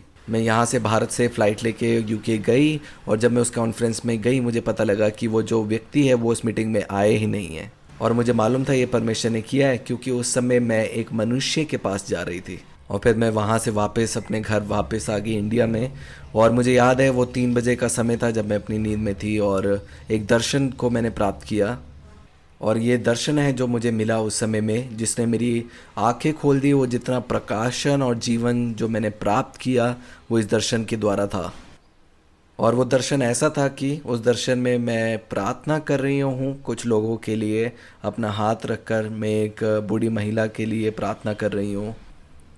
और जब मैं वहाँ पे उन लोगों के लिए, उन लोगों के बीच में प्रार्थना कर रही थी, मैंने दूर से देखा कि जो यीशु मसीह है, वो जो एक पुरुष है, वो मेरी तरफ चल के आ रहे हैं। लेकिन जब वो चल रहे हैं तो वो एक चंचल तरीके से, एक उछलती एक छोटी सी लड़की के समान नाचते गाते हुए मेरी ओर बढ़ रहे थे। और वो लगभग उसी प्रकार था जैसे मैं चलती हूँ। मैं भी कई बार ऐसे नाचते हुए चंचल तरीके से मुझे चलना पसंद है। और पहली चीज़ मैंने उनको देखकर जो ध्यान दिया वो थे उनके बाल। उनके घने बाल थे और जब मैंने उन्हें नाचते हुए देखा तो मुझे लगा शायद कोई ये बॉलीवुड एक्टर है, इसलिए क्योंकि मैं इस इंडस्ट्री में काम करती हूँ। और मुझे लगा कि शायद कोई बॉलीवुड एक्टर है, तो मैंने उनको नज़रअंदाज किया। और मैंने देखा उनके कंधे में एक स्कार्फ था। मैं एक स्कार्फ डिज़ाइनर भी हूँ। और जब मैंने उनको देखा वो मेरे तरफ से जा रहे थे, उन्होंने देखा कि मैं भी जो हूँ मैं प्रार्थना कर रही हूँ इस बुज़ुर्ग महिला के लिए, तो उन्होंने भी कहा कि ओह, मुझे भी इसके लिए प्रार्थना करनी है। और तब मुझे यकीन हो गया कि ये कोई बॉलीवुड एक्टर नहीं है, क्योंकि वो कभी प्रार्थना नहीं करेगा। ये यीशु मसीह हैं, क्योंकि यीशु मसीह हैं जो दूसरों के लिए प्रार्थना करते हैं। और जब मुझे मालूम हुआ कि यीशु मसीह हैं, मैं अपने सपने में थी और मैंने अब सपने में उनसे कहा कि यीशु मसीह, क्या आप मेरे बालों के लिए प्रार्थना कर सकते हैं? और ये सुनकर उन्होंने मुझसे कहा कि आपको मेरे लिए प्रार्थना करनी चाहिए, और ऐसे चुटकी मार कर मेरी तरफ देखा। उसी क्षण जब मैंने कहा मेरे लिए प्रार्थना करो, उन्होंने कहा आप मेरे लिए प्रार्थना करो। और उस समय मैं सोच में पड़ गई कि मैंने यीशु मसीह से बोला आप मेरे लिए प्रार्थना करिए, और यीशु मसीह कह रहे हैं कि आप मेरे लिए प्रार्थना करो। और मैं सोच रही हूँ कि आपको क्या ज़रूरत हो सकती है, आप तो यीशु मसीह हैं। और यही बात वो मुझे सिखाना चाहते थे कि कितनी अजीब ये बात सुनाई दे रही है कि मैं भी कह रही हूँ कि मेरे लिए प्रार्थना करें या मुझे कोई ज़रूरत है, क्योंकि वो मुझ में ही है। उसके बाद यीशु मसीह जो है मेरे पास आके बैठ के, मुझे याद है वो सिर्फ मेरी आँखों में जो है वो देख रहे थे, वो मेरी तरफ देख रहे थे। और मैंने देखा कि जो उनकी आँखें हैं वो मेरी आँखों की तरह है। और उस सपने में मेरे को याद है मैं उनकी सुगंध भी मैं सूंघ सकती थी। वो एक बहुत खुशबूदार थी, जैसे कोई जन जो है अभी नहाकर जब वो आते हैं और बच्चों की जो वो महक होती है, मैं वो सूंघ सकती थी। और जब वो मेरी तरफ ही देख रहे थे, मैंने देखा कि जो उनकी आँखें हैं वो मेरी आँखों के समान है, मेरी जैसी नाक है। और फिर उन्होंने मेरी तरफ देखते हुए कहा ये चीज़ है मेरी तरफ से तुम्हारे लिए। और फिर उन्होंने मेरा हाथ पकड़ा और ऐसे हाथ मिलाया और मुझे कहा वो नई सृष्टि का स्वभाव तुम में है। और मैं उनका हाथ पकड़ना चाहती थी, क्योंकि मेरे पास बहुत सारे सवाल थे उनसे पूछने के लिए मेरे जीवन के बारे में। और फिर अचानक से जो है मेरी आंखें खुल गई और मैं जाग गई। और वो उत्साह जो मेरे अंदर था कि जब आपको एक जानकारी हो कि आपने एक दर्शन देखा है और उस दर्शन में आप यीशु मसीह से मिले हैं, मैं चाहती थी कि कुछ देर और काश मुझे वो समय मिल जाता। और बहुत लंबे समय तक मैं यही सोचती रही कि मैं यीशु मसीह से मिली थी उस दर्शन में, और मेरा सवाल यही था कि वो क्यों मेरे समान दिख रहे थे, कि उनके पास मेरा स्कार्फ क्यों था जैसे स्कार्फ मैं बनाती हूँ, और मेरी जैसी आँखें थी, मेरी जैसी नाक उनके पास थी। और फिर मुझे याद था कि जब उन्होंने मेरा हाथ मिलाया, उन्होंने ये नहीं कहा कि मैं तुम्हें चंगाल करता हूँ, उन्होंने बस ये कहा कि एक नई सृष्टि का स्वभाव अब तुम्हारे अंदर है। और तब मुझे याद आया गलातियों की पत्री उसका 2 अध्याय 20 वचन, मैं और आप क्रूसित हो चुके हैं, अब मसीह है जो हम में जीवित है। मैं मसीह के साथ क्रूसित हो चुका हूँ। अब मैं जीवित नहीं हूँ, अब मसीह है जो मुझ में जीवित है। और अब जो मैं जीवित हूँ इस शरीर में, मैं उस पुत्र के विश्वास के द्वारा जीवित हूँ जो मुझ में है, और वो मेरे लिए क्रूसित हो गया। अब यीशु मसीह आपके अंदर जीवित है। जब वचन हमें नई सृष्टि के बारे में बताता है, और अब मैं और आप उसके साथ एक आत्मा हैं, और जो मैंने दर्शन में देखा था वो नई सृष्टि थी जो यीशु मसीह और मैं, हम दोनों का मिलन थी।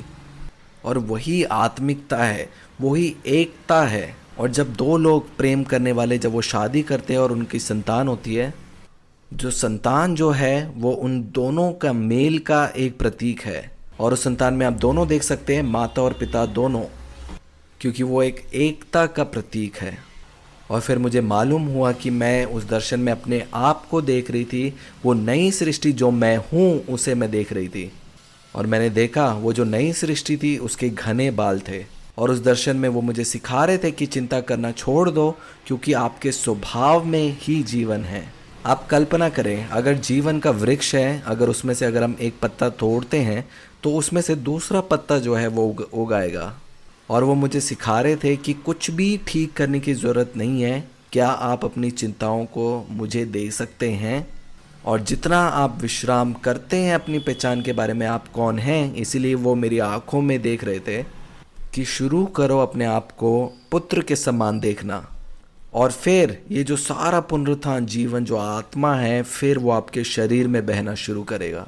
और जिस समय मुझे ये दर्शन मिला उस समय जो है मेरे बाल बहुत ज़्यादा झड़ रहे थे। मैं उस समय बहुत चिंता कर रही थी। मैं आईने में देखती थी और मुझे दिख रहा था कि बहुत सी जगह ऐसी हैं जहाँ से पूरे बाल निकल चुके हैं। और वो एक ऐसा स्थान था जिसमें मैं सवाल पूछती थी परमेश्वर से कि परमेश्वर तूने मुझे क्यों छोड़ दिया।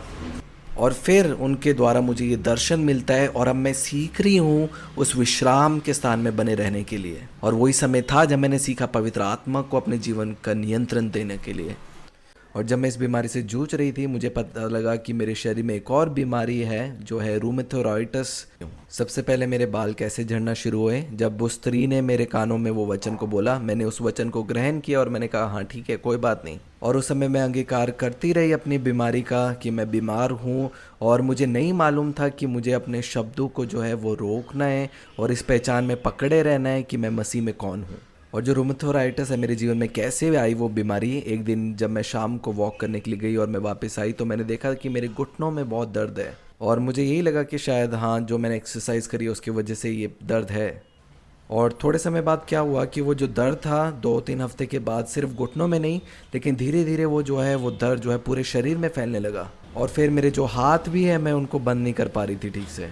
और फिर मैंने देखा कि जब मैं सुबह उठ रही हूँ तो मैं बिल्कुल भी अपने शरीर को हिला नहीं पा रही। और मैंने परमेश्वर से कहा कि एक बुरी बात थी कि मेरे बाल झड़ रहे हैं और अब ये जो दूसरी बीमारी है जो मुझे जो है पकड़ ली है, मैंने जो उसके जो लक्षण है वो मैंने इंटरनेट में खोजना शुरू किया। और जब मैंने वो लक्षण गूगल में लिखे तो मुझे मालूम हुआ कि वो जो लक्षण है वो रूमेटोइडिस बीमारी के हैं। और फिर मैंने देखा कि जो ये बीमारी है इसका कोई हल है ही नहीं। लेकिन इस बारी अलग था क्योंकि जब मैंने इन लक्षणों को, इस बीमारी के लक्षणों को अपने शरीर में देखा, मैंने अपने मुंह से उसका अंगीकार नहीं किया। उस समय मेरी मम्मी मेरे साथ थी, मेरे दोस्त मेरे साथ थे, लेकिन मैंने किसी को भी इसके बारे में नहीं बताया क्योंकि मुझे मालूम था जो वो दर्शन है वो यीशु मसीह ने मुझे दिया है और वो कुछ नया प्रकाशन है वो जो मुझे देना चाहते हैं। इसलिए मैं चाहती थी कि किसी मनुष्य के पास जाने से अच्छा मैं पवित्र आत्मा को अनुमति दूं कि मेरे जीवन में वो कार्य करे और मुझे सिखाए वो नई बातें। और फिर जब मैंने और उसको इंटरनेट में खोजना शुरू किया तो वहाँ पे मुझे पता लगा ऐसे ऐसे कुछ जूस हैं जो आपको पीने चाहिए जिससे आपको मदद होगी। मैं वो सब पीने लगी और उसमें था कि प्रोटीन जो है आप रात में मत खाना, मैं वैसा करने लगी। और 8 महीने मैं ऐसे ही अपने जीवन को बिताती रही। और उस समय के बाद मैं बिल्कुल ही हार चुकी थी, मैं थक चुकी थी। और उस समय में मेरे शरीर में जो है बहुत सी जो खुजलियों के भी जो है वो लक्षण दिखने लग गए थे। और मैं जितनी भी बीमारी मेरे जीवन में थी मैं सबसे थक चुकी थी। और मैंने निर्णय लिया कि मैं ऐसे नहीं जी सकती।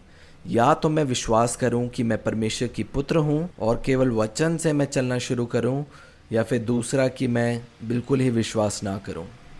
और वो समय था जब मैं परमेश्वर को और खोज रही थी और मैं चाहती थी कि वो मुझे इस बीमारी से छुड़ा ले।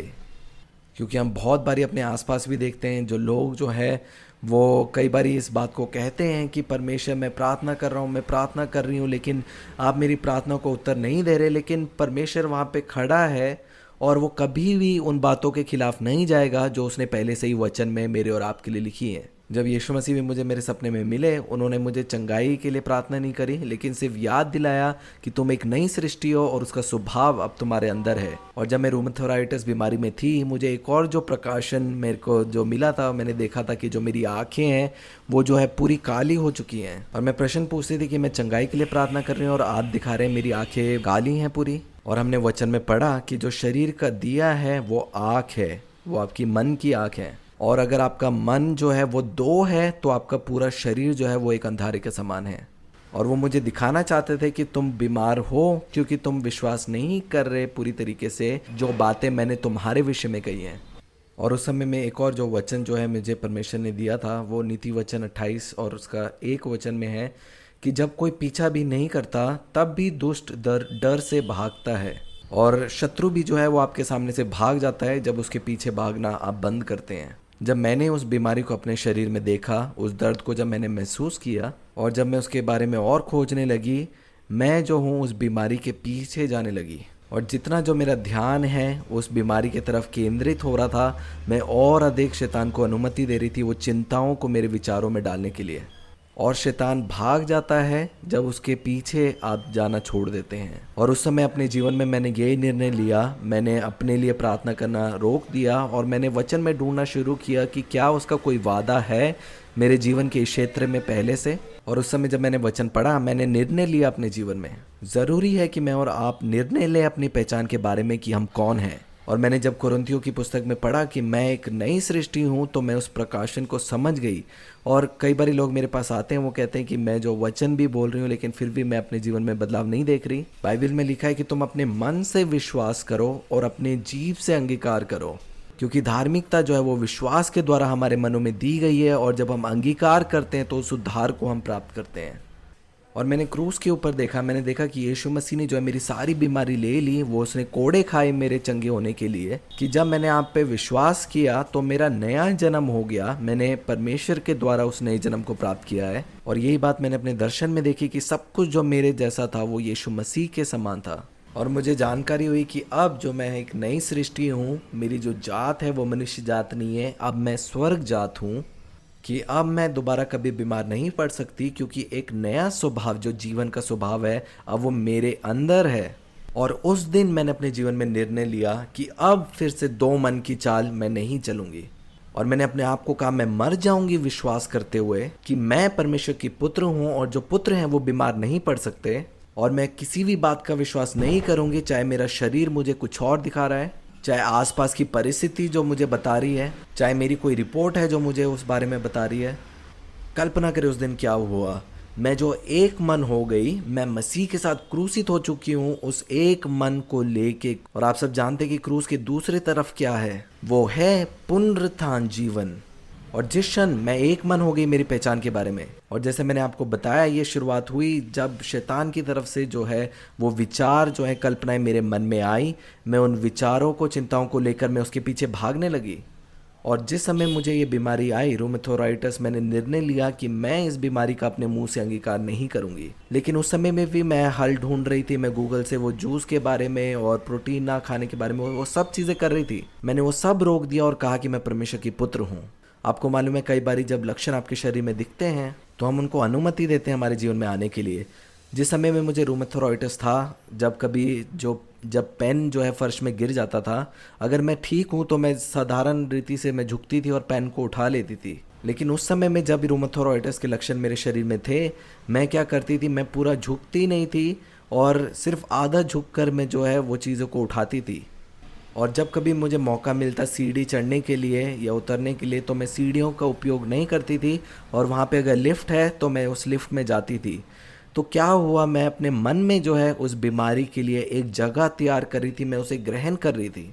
और जिस क्षण मैंने ये विश्वास किया कि मैं परमेश्वर की पुत्र हूँ और ये मेरे स्वभाव में नहीं है, तो मैंने क्या किया, वो सारी चीज़ें जो मैं कर रही थी असाधारण रूप से, वो सब मैंने रोक दी। और अब जब भी पेन गिरता था, मैं जानबूझ के पूरा झुकती थी और उस पेन को उठाती थी और अंगीकार करती थी कि मैं परमेश्वर की पुत्र हूँ और ये बीमारी मेरे स्वभाव में नहीं है। और फिर उसके बाद अगर कभी भी मेरे जीवन में चुनाव आता था, कभी सीढ़ी चढ़ने के लिए या फिर लिफ्ट लेने के लिए, तो मैं हमेशा, जैसे मुझे पहले पसंद था, सीढ़ियों से ही मैं जाती थी और अंगीकार करती थी कि मैं परमेश्वर का पुत्र हूँ और मेरे स्वभाव में ये बीमारी नहीं है। और जितने लोग सुन रहे हैं, मैं उत्साहित करना चाहती हूँ कि जो चीज़ 8 महीने से नहीं हुई उस दो मन के साथ, वो केवल 1 हफ्ते में, जब मैंने ठान लिया कि मैं अब एक मन के साथ चलूँगी, और जब मैंने विश्वास किया कि मैं नई सृष्टि और मेरे स्वभाव में नहीं है बीमार होना, और एक मन के साथ जब मैंने उस बात को पकड़ा, तो केवल 1 हफ्ते में वो सारी बीमारी जो है मेरे शरीर को छोड़ के चली गई। और मुझे याद है उस समय मैं एक मीटिंग में ज्वाइन थी ऑनलाइन, और वहाँ से प्रचारक कह रहा था कि कोई जंजीर है जो आपके पैरों से टूट रही है।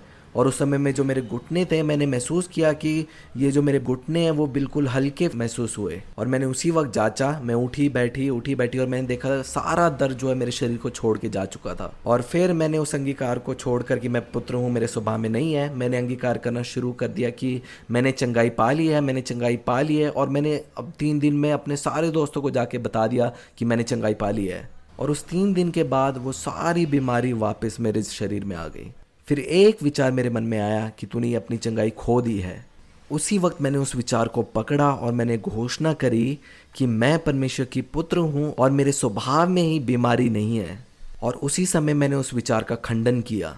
फिर वो चौथे और पांचवें दिन फिर से सब कुछ जो है वो गायब हो गया। और उस समय से 2012 से लेके अभी तक कोई भी बीमारी मुझे छू नहीं सकी। वो स्वर्ग स्वास्थ्य में मैंने चलना शुरू किया, और जब एक बीमारी छोड़ के गई, जो मेरे बाल भी झड़ रहे थे, वो भी बीमारी ठीक हो गई, क्योंकि मैंने जान लिया वो सारी चिंताएं जो थी वो केवल मेरे मन और मेरे विचारों में थी, और मैंने सीख लिया उन विचारों को खंडन करना और घोषणा करना जीवन का। और जो मेरे बाल झड़ने बीमारी वो पहले आई, लेकिन जब मैंने दूसरी बीमारी में मैंने जान लिया अपनी पहचान में बना रहना, तो अपने आप ही जो सबसे बड़ी बीमारी, जो पहली बीमारी थी, वो भी ठीक हो गई। अब में बहुत से लोग अपने जीवन में किसी क्षेत्र में परीक्षा में पढ़ सकते हैं, लेकिन अगर आप दूसरे क्षेत्र में अगर आप अपनी पहचान को पकड़ लेते हैं, उसके द्वारा आप सीख जाते हैं कि उस क्षेत्र में भी चंगाई को कैसे प्राप्त करनी है।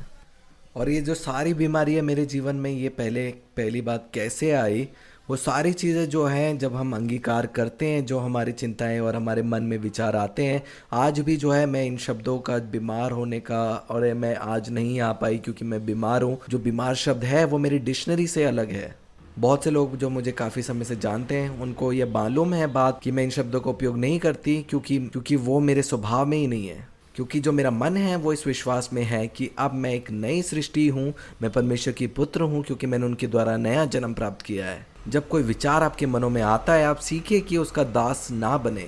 आप उसके दास बनते हैं जब आप उसके पीछे भागते हैं। इसलिए अपने विचारों को जांचिए कि क्या उसने आपको अपना दास बना लिया है। और जब मैं और आप पुत्र हैं, हमें जो उन विचारों को खंडन करना है, और हम उसका खंडन करते हैं जब अपने मुंह से हम अंगीकार करते हैं। और 2012 से लेके अभी तक कोई भी बीमारी जो है मेरे शरीर में आ नहीं पाई। वो इसलिए था क्योंकि मैंने सीखा कैसे उन विचारों को खंडन करें। जब हम सीखते हैं कि हम बोलने में धीर, उन शब्दों को उपयोग ना करना और घोषणा करना मेरे स्वभाव में नहीं है, तब आपको कोई भी वस्तु छू नहीं पाएगी। मेरी मम्मी के जीवन में भी एक बड़ी गवाही है। कुछ समय पहले मेरी मम्मी ने जो है अपना जो है एक चेकअप कराया था, और जब वो चेकअप हुआ तो उसमें क्या पता लगा मेरी मम्मी को कोई बीमारी है, और वापस से जो है उन्होंने कहा कि हमें और टेस्ट करने की ज़रूरत है। उस समय में मैं जानती थी कि मैं परमेश्वर की पुत्र हूँ, और जो मेरी मम्मी है वो भी परमेश्वर की पुत्र हैं। जब वो खबर मेरे कानों में पहुंची, और मेरी बारी में मुझे याद है कि जब मुझे ये खबर आई थी, मैं बहुत ही ज़्यादा चिंतित थी। मैं उधर उधर भाग रही थी। मुझे लग रहा था कि मुझे और अधिक बाइबल पढ़नी और अपने प्रकाशन को बढ़ाना है। और मुझे याद है उस रात में जब मैं सोई, सुबह परमेश्वर ने मुझे इस बात को कहा कि कुछ भी ठीक नहीं करना, सब कुछ पूरा किया गया है। आपकी मम्मी जो हैं परमेश्वर के पुत्र हैं, और आप भी। और उसी समय मैंने उस वाचक वादे को लिया जो भजन संहिता 91 में लिखा है मेरे और आपके बारे में, कि कोई भी दुख जो है वो मेरे डेरे के निकट, मेरे परिवार के निकट नहीं आएगा। और मैंने जाना ये वादा मेरे लिए है जो परमेश्वर के पुत्र हैं। इसलिए जब अगले सुबह हम सुबह उठे, मैंने मम्मी को कहा कि हमें कुछ भी करने की ज़रूरत नहीं है, हम यही टेस्ट जो है वो दोबारा कराएंगे 1 महीने के बाद। और 1 महीने के बाद दोबारा जब हमने वो टेस्ट कराया, मुझे याद है मैंने इस प्रार्थना को कहा कि परमेश्वर कुछ ऐसा अद्भुत काम करें कि सब लोग जान ले कि आप परमेश्वर हैं। और वो जो रिपोर्ट है वो गुड फ्राइडे के दिन में आई, और वो जो रिपोर्ट थी, जो बीमारी थी, वो नहीं थी। एक रिपोर्ट में लिखा था कि वो बीमार हैं और टेस्ट की ज़रूरत है, और यहाँ पे दूसरी रिपोर्ट थी जिसमें लिखा था कि कोई बीमारी नहीं है। और कैसे हम अपने जीवन में इन बातों पे विजय प्राप्त कर सकते हैं? क्या मैंने उस वक्त लड़ाई करी? मैं लड़ने के लिए नहीं गई। विचार जो है मेरे मनों में आया, मैंने उस विचार को पकड़कर खंडन किया और अपने मुंह से घोषणा करी कि वो परमेश्वर के पुत्र हैं और मैं भी। और हमने परिश्रम किया विश्राम में बने रहने के लिए, परिश्रम किया अपनी पहचान में बने रहने के लिए। वो जितने भी हथियार मुझे और आपको दिए गए हैं, वो जानकारी के लिए मैं और आप आत्मिक व्यक्ति हैं अब, कि आपको उनके पीछे लड़ने की जरूरत नहीं है जिस पे पहले से ही विजय प्राप्त कर ली जा चुकी है। हर एक जो युद्ध है वो केवल आपके मनों में, आपके विचारों में है। इसीलिए बाइबल कहती है कि अपने मनों को स्वर्गीय वस्तु पे लगा के रखें। मैं अपने आप को अलगताई में रखती हूँ जब भी हम अपने लोगों से, अपने दोस्तों से बातचीत भी करते हैं, उस समय में भी ये सत्य है कि मेरा और आपका जीवन एक पूरा किए हुए कार्य में है। और इसीलिए मुझे और आपको ध्यान रखना है कि हम अपने जीभ के द्वारा, जो एक आग के समान है, ऐसा कुछ भी नहीं निकालना जो उनके किए हुए कार्य को पूरा ना दिखाए। और जिस दिन मैंने उस बीमारी के लिए दरवाज़ा बंद किया, उसके बाद से वो वापस कभी नहीं आ पाई। क्योंकि जैसे यीशु मसीह ने कहा, मैं हूँ जो वो द्वार हूँ। और मैंने इन बातों को सीखा। क्या यीशु मसीह ने मुझे छोड़ दिया था? नहीं। और उस समय में भी अगर मैं किसी डॉक्टर के पास जाती तो हाँ, वो चंगाई मुझे देता। और ये बात मैं सबको बताती हूँ कि इससे पहले परमेश्वर आपको पानी में चलाए, उससे पहले वो आपको सिखाएगा कि आप पानी में कैसे तैरें। इसलिए ज़रूरी है कि हम पवित्र आत्मा की आवाज़ सुनकर चलें, ना कि किसी और के जीवन को देखकर वैसा करें। जैसे मम्मी की गवाही मैंने दी कि कैसे उन्होंने उस कैंसर बीमारी के ऊपर विजय प्राप्त करी, और वही चीज़ मैंने देखा दूसरे क्षेत्र में जो है वो संघर्ष कर रहे थे एक और, जब बीमारी उनके पास आई और उस समय मैंने कहा कि मम्मी आप शांत रहिए, आप जाइए और पिता आपको जो है बेस्ट डॉक्टर से मिलाएंगे। और बुद्धि के द्वारा जब हम गए, एक अच्छा डॉक्टर मिला और वो सारी बीमारी जो चली गई अब। और दोनों गवाहियों में हम देख सकते हैं कि परमेश्वर है जो हमें चलाते हैं। आपको मालूम है जो पवित्र आत्मा जो है उनका जो स्वभाव है वो दीनता का स्वभाव है, और जितना हम अपने जीवन में पवित्र आत्मा की आवाज़ को सुनते हैं वो हमें सिखाता है। इससे पहले कि दाऊद जो है वो गोलियात से लड़ने के लिए जाता, वो उससे पहले जो है वो शेर और उन भालुओं को पहले से गिरा चुका था। अपने जीवन के छोटी छोटी बातों में उसने विजय को चखा था, और उसके बाद एक बड़ी चुनौती को भी उसने अपने जीवन में हराया। क्योंकि जब मेरे बाल गिरने की बीमारी थी मैं उसे नहीं गिरा पाई, और दूसरी बीमारी रूमेटोइडिस मेरे जीवन में आ गई, और जब मैंने सीखा उस पर विजय पाने के लिए जो बड़ी बीमारी उसके ऊपर भी मैंने फिर विजय को प्राप्त किया।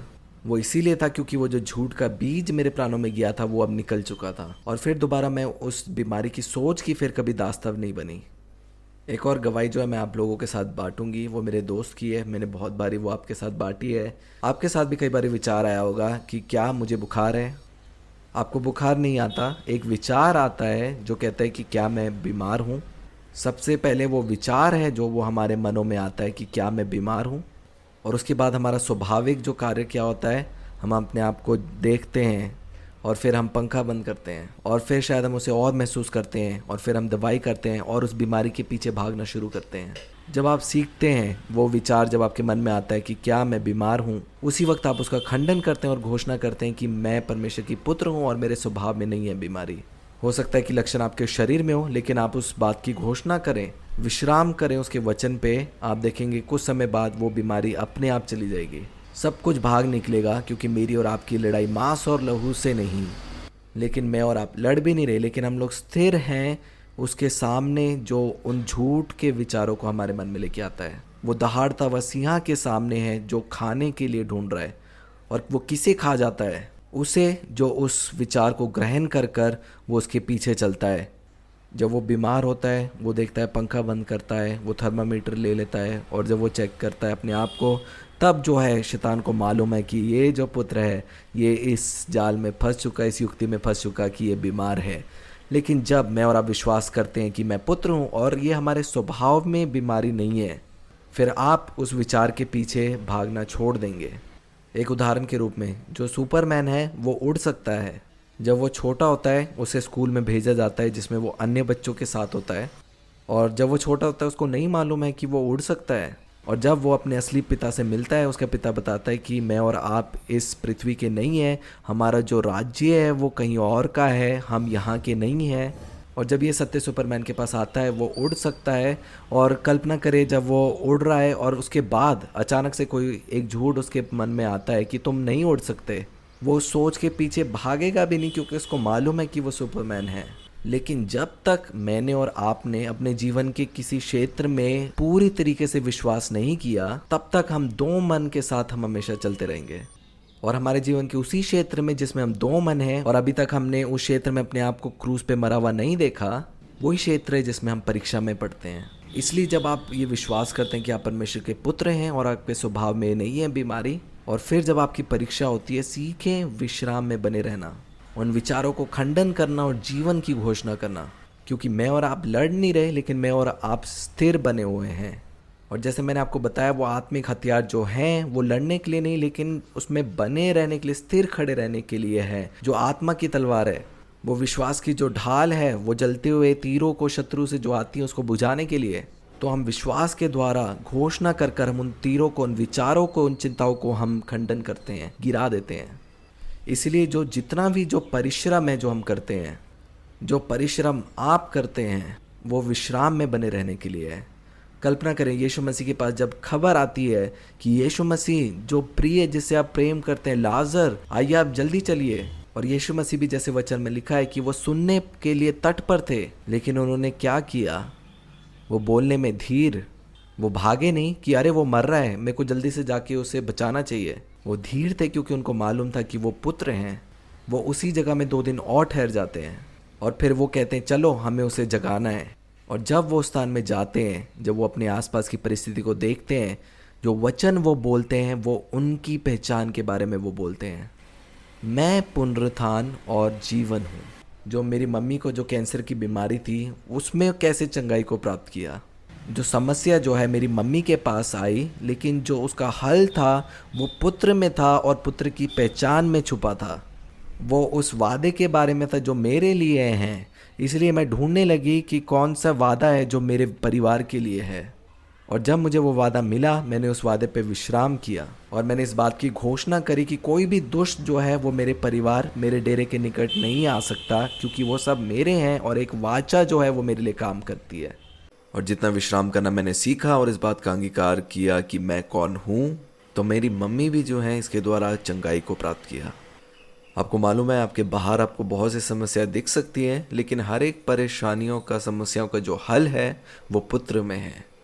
तो अब जो भी परीक्षा जो मेरे रास्ते में आती है, मैं ये नहीं पूछती कि वो परीक्षा क्यों आई है। मुझे मालूम है अगर कोई समस्या मेरे सामने आई है वो इसीलिए है क्योंकि परमेश्वर की महिमा जो है वो मेरे द्वारा पूरी होने जा रही है और मेरी पहचान जो है वो इस परीक्षा के समय में देदारी होगी। क्योंकि जब मेरे बाल झड़ने की बीमारी थी, रूमेटोराइटिस थे, उन बीमारियों से क्या हुआ, मुझे मालूम हुआ कि मैं एक पुत्र हूँ और ये बीमारियाँ मेरे स्वभाव में ही नहीं है। जब मेरी मम्मी को कैंसर की रिपोर्ट आई, मुझे मालूम पड़ा कि जितने भी मेरे प्रिय जन हैं वो एक वाचा में हैं जिसमें दुष्ट उन्हें छू भी नहीं सकते। इस पृथ्वी पे हमें जितनी भी समस्याएं आती हैं, हम उनका जो हल है वो हम इस संसार में नहीं ढूंढते, लेकिन हम उसे अपनी पहचान के द्वारा ठीक करते हैं। क्योंकि हम जब देखते हैं कि एक अंधा व्यक्ति जब यीशु मसीह के पास आते हैं तो यीशु मसीह उससे क्या कहते हैं, मैं हूँ जो जगत की ज्योति हूँ। वो कहते हैं इस बात को, मैं जगत की ज्योति हूँ। और वो कहते क्या तुझे विश्वास है मैं तुझे चंगा कर सकता हूँ। और फिर यीशु मसीह उसे चंगा करते हैं। और जब यीशु मसीह 5000 की भीड़ के साथ हैं, आपको पता है शारीरिक बुद्धि कहती है कि उन सब भीड़ को अपने घर जाने दो ताकि वो लोग खाना खा सकें। लेकिन यीशु मसीह ने अपने चेलों से कहा कि तुम उन्हें खिलाओ। क्यों? क्योंकि हर एक परेशानी का जो हल है वो पुत्र में है।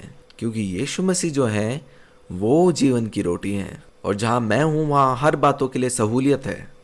इसलिए चाहे आप कोई भी परीक्षा में जाएं, कोई भी समस्या आपके जीवन में ना हो, जो उसका हल है वो पुत्र में है। और वो हल कैसे है कि जब वो विचार आपके प्राणों में आता है, आप जीवन की घोषणा करते हैं, अपनी पहचान का अंगीकार करते हैं अपनी जीभ से।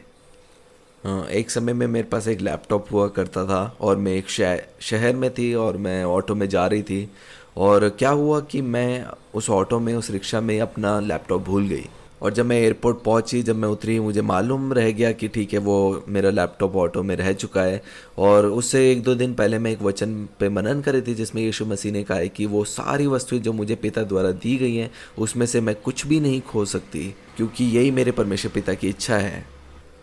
और उस समय में शैतान चाहता था कि मैं सब कुछ खोऊं, मैं पैसे खोकर मैं वापस से जाऊं, अपनी टिकट गवा कर मैं उस रिक्शे के पीछे जाऊं, या तो कंप्लेन करूं या तो वो रिक्शा वाला मुझे देने आ जाता। लेकिन क्योंकि जो हर एक जो मेरी ज़रूरी डॉक्यूमेंट्स थे वो उस लैपटॉप में थे। और उस समय में जब समस्या आई, मैंने सिर्फ निर्णय लिया कि मैं आदम से नहीं हूँ, लेकिन मैं एक स्वर्ग जात हूँ। और हमारे पिता का प्रेम जो है हमारे लिए वो कितना महान है। जब मैं समस्या के पीछे नहीं भागी और मैंने विश्राम किया, और जब मैं अपनी जगह में, अपने डेस्टिनेशन में पहुंची और 2 घंटे बाद मुझे कॉल आता है कि वो जो ऑटो रिक्शा वाला है वो इधर उधर घूमते हुए जहाँ से उसने मुझे उठाया था मेरे घर से, वो वापस उस लैपटॉप को मेरे घर में दे के आ चुका है। हो सकता था उसके मन में आता वो विचार कि वो उसे बेच सकता था और अच्छे पैसे कमा सकता था, लेकिन परमेश्वर ने उसका हृदय बदला। लेकिन मेरे लिए क्या विश्वास काम किया। उस समय जब मैं परीक्षा में थी, मैं नहीं भूली बस कि मैं आदम से नहीं हूँ, लेकिन मैं अब एक नई सृष्टि हूँ। और जब मुझे मालूम हुआ कि मेरे स्वभाव में नहीं है कुछ भी चीज़ खोना, और मैं उसके पीछे नहीं भागी, क्योंकि जितनी भी परीक्षा आपके जीवन में आती हैं वो इसीलिए है कि आप ना भूलें कि आप परमेश्वर के पुत्र हैं। और आप कैसे बने रह सकते हैं उस सत्य में, जैसे मैंने आपको बताया कि जितने भी जो आत्मिक हथियार हैं वो सब आपको याद दिलाते हैं आपकी पहचान के बारे में, कि कैसे उस पहचान में आप स्थिर बने रहें। और जितना आप धीरज के साथ अपने प्राण को नियंत्रण में और मसीह के आज्ञाकारिता में उन विचारों को लेना सीखते हैं, कि जो भी आप सुनते हैं, जो भी चिंताएं आपके मन में आती हैं, उसकी घोषणा, उसका अंगीकार नहीं करते। और उस समय में जब परेशानी और उस समय में जब परीक्षा आपके पास आती है, आप 5 मिनट लीजिए। और उस समय में जब परीक्षा आपके सामने आती है, आप 5 मिनट लीजिए और इस बात पे मनन कीजिए कि आप अब मनुष्य जात नहीं हो, लेकिन आप एक नई सृष्टि हो, आप एक स्वर्ग जात हो। और अब जब कोई चिंता आपके प्राणों में आती है या कोई परेशानी आती है, आप उनका अंगीकार ना करें, लेकिन केवल उस बात का अंगीकार करें कि आप कौन हैं, और केवल विश्राम करें वो उन हर एक वादों के लिए, उस कार्य के लिए जो यीशु मसीह ने आपके लिए पूरा किया है। और आप देखेंगे कि हर एक परेशानी और समस्या फिर आपके सामने जो है वो झुक जाएंगी, क्योंकि मैं और आप अब यीशु मसीह के साथ एक हैं। बाइबल में लिखा है कि हर एक घुटना उसके सामने टिकेगा।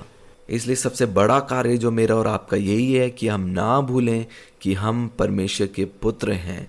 मेरे जीवन में जो है सबसे बड़ी जो विजय मुझे हासिल हुई, वो मुझे तब मिली जब मैं नहीं भूली कि मैं अब मनुष्य जात नहीं हूँ, मैं एक नई सृष्टि हूँ, स्वर्ग जात, स्वर्ग से उत्पन्न हुआ है, परमेश्वर से उत्पन्न हुई हूँ मैं। क्योंकि अच्छा है वो स्थान जिसमें आप प्रार्थना कर रहे हैं और आप चंगाई पाने के लिए कोशिश कर रहे हैं और आपको चंगाई मिलती है, लेकिन क्या ही अद्भुत स्थान वो है जहाँ पे फिर कभी बीमारी आपको छू भी नहीं सकती। और अब आप ये सवाल छोड़ना बंद कर सकते हैं परमेश्वर से कि आपने मेरे जीवन में से क्यों किया। क्योंकि मेरी जो आंखें हैं वो पूरी काली हो चुकी थी। वो द्वार मेरे द्वारा खोला गया था उनको मेरे जीवन में प्रवेश करने के लिए, और जैसे मैंने वो द्वार बंद किया, वो सब कैसे रुक गई? वो तब हुआ जब मैं अपने परमेश्वर पिता के साथ उस रिश्ते में आना मैंने शुरू किया। जैसे हमने पहली वीडियो इस सीरीज़ में हमने सीखा इस बारे में। बहुत से लोगों को लग सकता है कि हम परमेश्वर के साथ रिश्ते में हैं, लेकिन आप अपने ही साथ रिश्ते में आप चल सकते हैं, क्योंकि आप परमेश्वर पिता की आवाज़ को सुनकर नहीं, लेकिन समस्याएं, जो संसार, जो वातावरण आपको दिखाता है, आप उसकी आवाज़ सुनकर, उसको सत्य बोलकर आप वो सब करते हैं जो वो आपको दिखाती है। इसलिए आप परेशानियों के साथ, उन परिस्थितियों के साथ रिश्ते में होते हैं। और आपको कैसे पता लगता है परमेश्वर के साथ रिश्ते में है? जितना मैं उनकी आवाज़ को सुनता हूँ, जितना मैं पवित्र आत्मा की आवाज़ को सुनता हूँ, वो हर एक जंगली बीज को मेरे प्राणों से निकालते हैं, हर एक झूठ को जो संसार के द्वारा मेरे प्राणों में बोए गए हैं। और जितना मैं अनुमति देती हूँ पवित्र आत्मा को मेरे जीवन के कार्य में करने के लिए, कल्पना करें तो मैं कहाँ पे अपने आप को पाती हूँ। मैं अपने आप को सुखदायी जल के झरने के पास पाती हूँ। मुझे वो धार्मिकता के मार्ग में वो लेके चला। मुझे मालूम पड़ा कि जो उसका स्वर्गीय स्वभाव है यीशु मसीह का, अब मैं उसके साथ एक हो चुकी हूँ। और वो जो स्वर्गीय स्वभाव है वो सिर्फ मेरे लिए नहीं है, लेकिन वो एक वाचा है जिसमें दुष्ट जो है मेरे प्रियजनों को भी नहीं छू सकता। ये वैसी है जैसे पिलातुस यीशु मसीह को कहता था कि मुझे तेरे ऊपर अधिकार है, और यीशु मसीह ने कहा कि तुझे मुझ पर अधिकार नहीं है जब तक वो स्वर्ग से ना दिया गया हो। मेरे और आपके ऊपर किसी को कोई अधिकार नहीं है। केवल परमेश्वर पिता हैं जो मेरे और आपके जीवन के ऊपर अधिकार रखते हैं, और आपके जीवन के हर एक क्षेत्र में है। मैं और आप उस पितापन में चलते हैं। इसलिए हो सकता है कि आप अपने जीवन में डूब रहे हो, लेकिन वो वहाँ पे हैं आपको बचाने के लिए।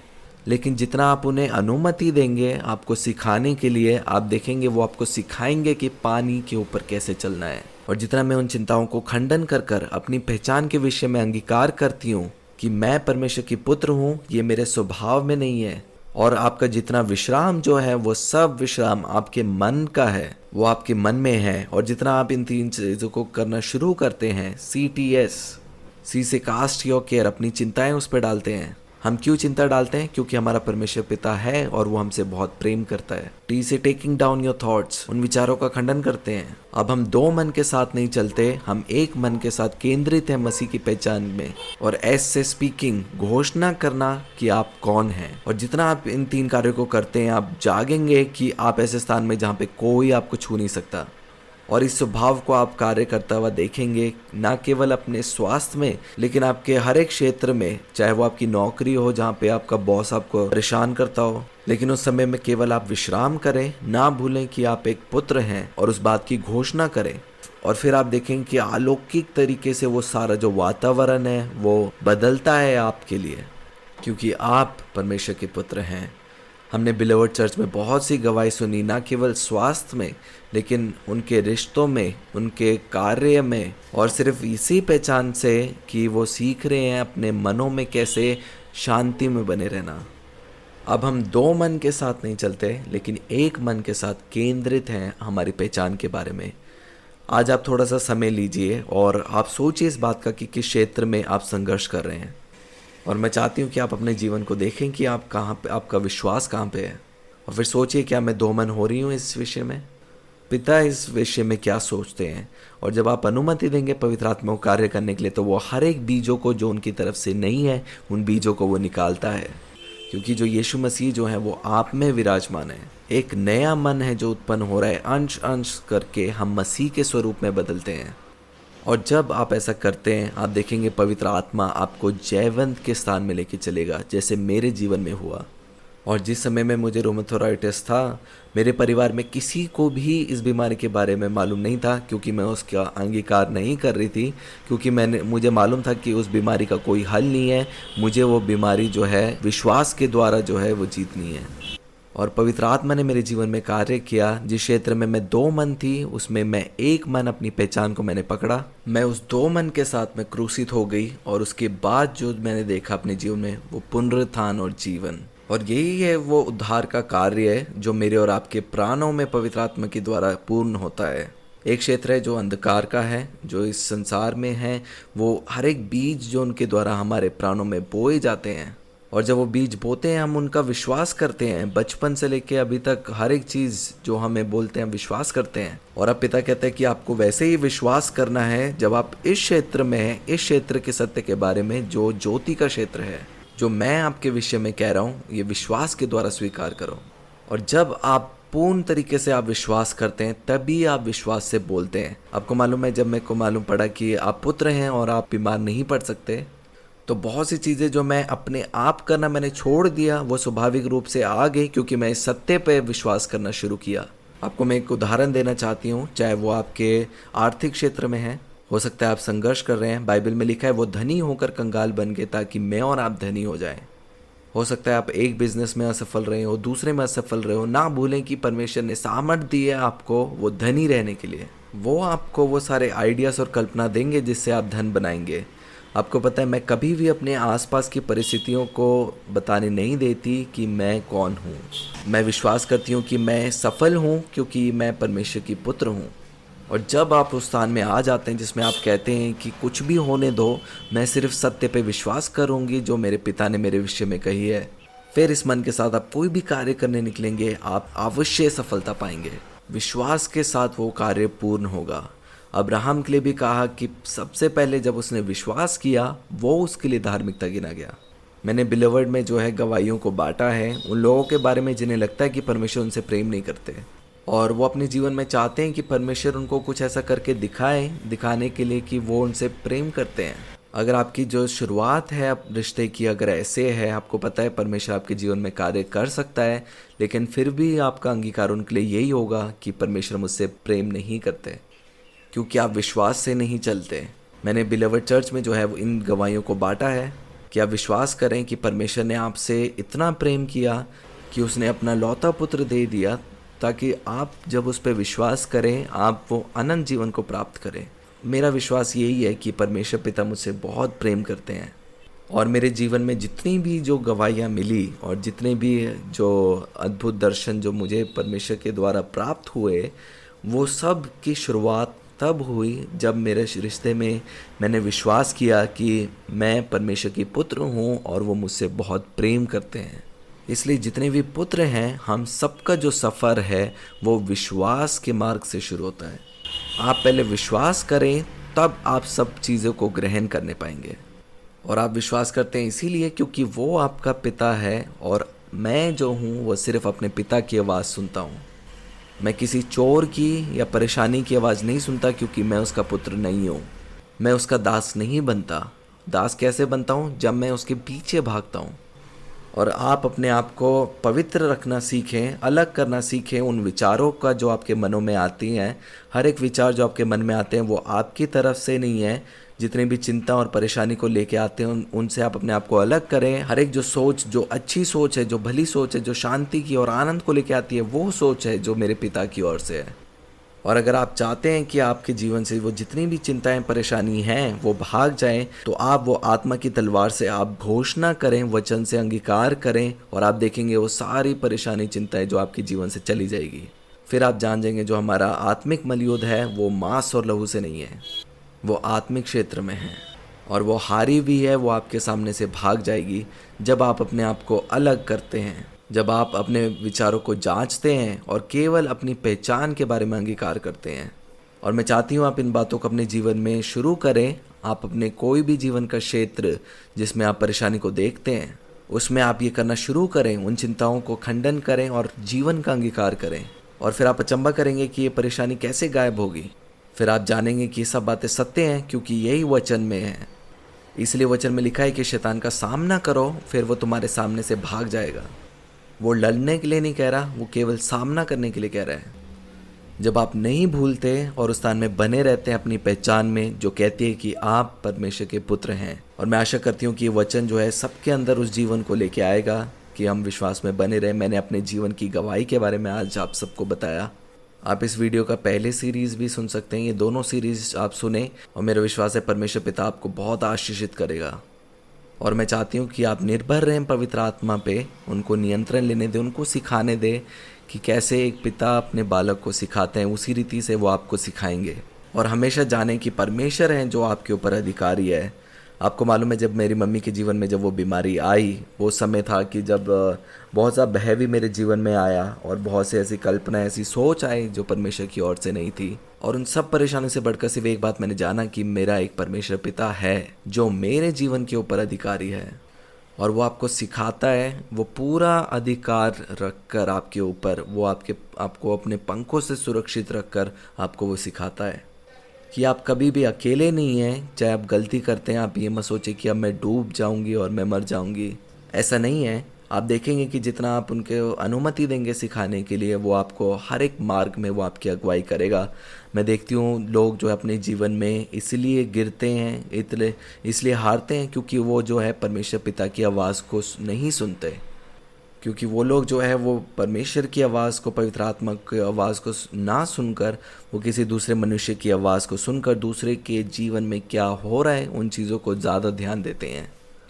और जो पवित्र आत्मा का स्वभाव है वो दीन है, और पवित्र आत्मा है जो हमें वो सब बातें जो है वो दीनता के साथ हमें सिखाता है। क्योंकि जब मेरे जीवन में वो बीमारी आई जिसमें मेरे बाल झड़ रहे थे, उसके बाद जब मेरे को रूमेटॉइडिस की बीमारी हुई और जब मैंने उसे गिराया, मैंने देखा कि फिर उसके बाद जो मेरी और अन्य बीमारी थी वो भी जो है उसके साथ साथ चली गई, उनके ऊपर भी मैंने विजय को प्राप्त किया। और मैंने देखा कि पवित्र आत्मा का जो सिखाने का तरीका है वो बहुत व्यक्तित्व है, वो आपसे बात करेगा।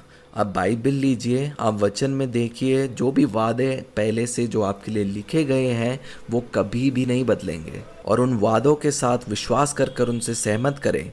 इसलिए बाइबल में लिखा है कि विश्वास बिना परमेश्वर को प्रसन्न करना अनहोना है। क्योंकि लिखा है कि जो शरीर है वो आत्मा के विरोध में है, और जो शारीरिक व्यक्ति है जो परमेश्वर की बातें ग्रहण नहीं करता, एक ऐसा व्यक्ति जो केवल अपने शरीर के अनुसार अपनी 5 इंद्रियों के समान वो चलता है।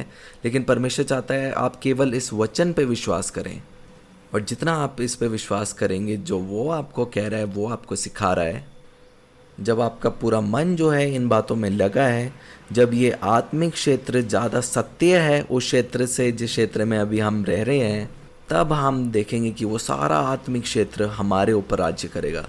और फिर हम बाहर जाएंगे और फिर हम भय रहित होंगे, क्योंकि फिर हम और अधिक जागरूक होंगे हमारे स्वर्ग राज्य के बारे में, ना कि उन बातों के बारे में जो संसार हमें दिखाता है। आपको मालूम है जो सबसे ज़्यादा भय और डर जिसके अंदर है वो उसी के अंदर है जिसके अंदर जो है सृष्टि के द्वारा, इस क्षेत्र में जो संसार के क्षेत्र के द्वारा जो बीज बोए गए हैं। लेकिन उस व्यक्ति को इतना सत्य मालूम नहीं है जो उसके विषय में बाइबल में लिखे गए हैं। और जितना आप जागरूक होंगे उस सत्य में बढ़ेंगे, आप उस स्वतंत्रता को अपने जीवन में देखेंगे। और इस बात को हमेशा पकड़े रहें कि आपका एक पिता है जो आपसे बहुत प्रेम करता है। और जब मैं इस सत्य में बनी रहती हूँ अपने रिश्ते में, जब मैं चलती हूँ तो पवित्र आत्मा सिखाता है मुझे धीरे धीरे कि कैसे मैं पानी के ऊपर भी मैं चलूँ। मेरे जीवन के हर एक क्षेत्र में जिसमें मैं संघर्ष करती हूँ उसमें पिता मुझे सिखाता है कि कैसे मैं जैवन से बढ़कर हूँ। और यही वो कार्य है जिसमें मसीह जो है हमारे मनों में वो अंश अंश करके बनता है। वो इसीलिए है कि फिर हम दोबारा उस झूठ का सुनकर फिर से उस संसार में ना भटक जाए, लेकिन उस परिपक्वता में हर दिन बढ़ते जाएं जो परिपक्वता यीशु मसीह के है। और मेरा विश्वास है कि जितने सुन रहे हैं जीवन जो है आप तक पहुंचा है और पवित्र आत्मा आपके जीवन में कार्य करेंगे। परमेश्वर पिता आपको बहुत आशीष दे।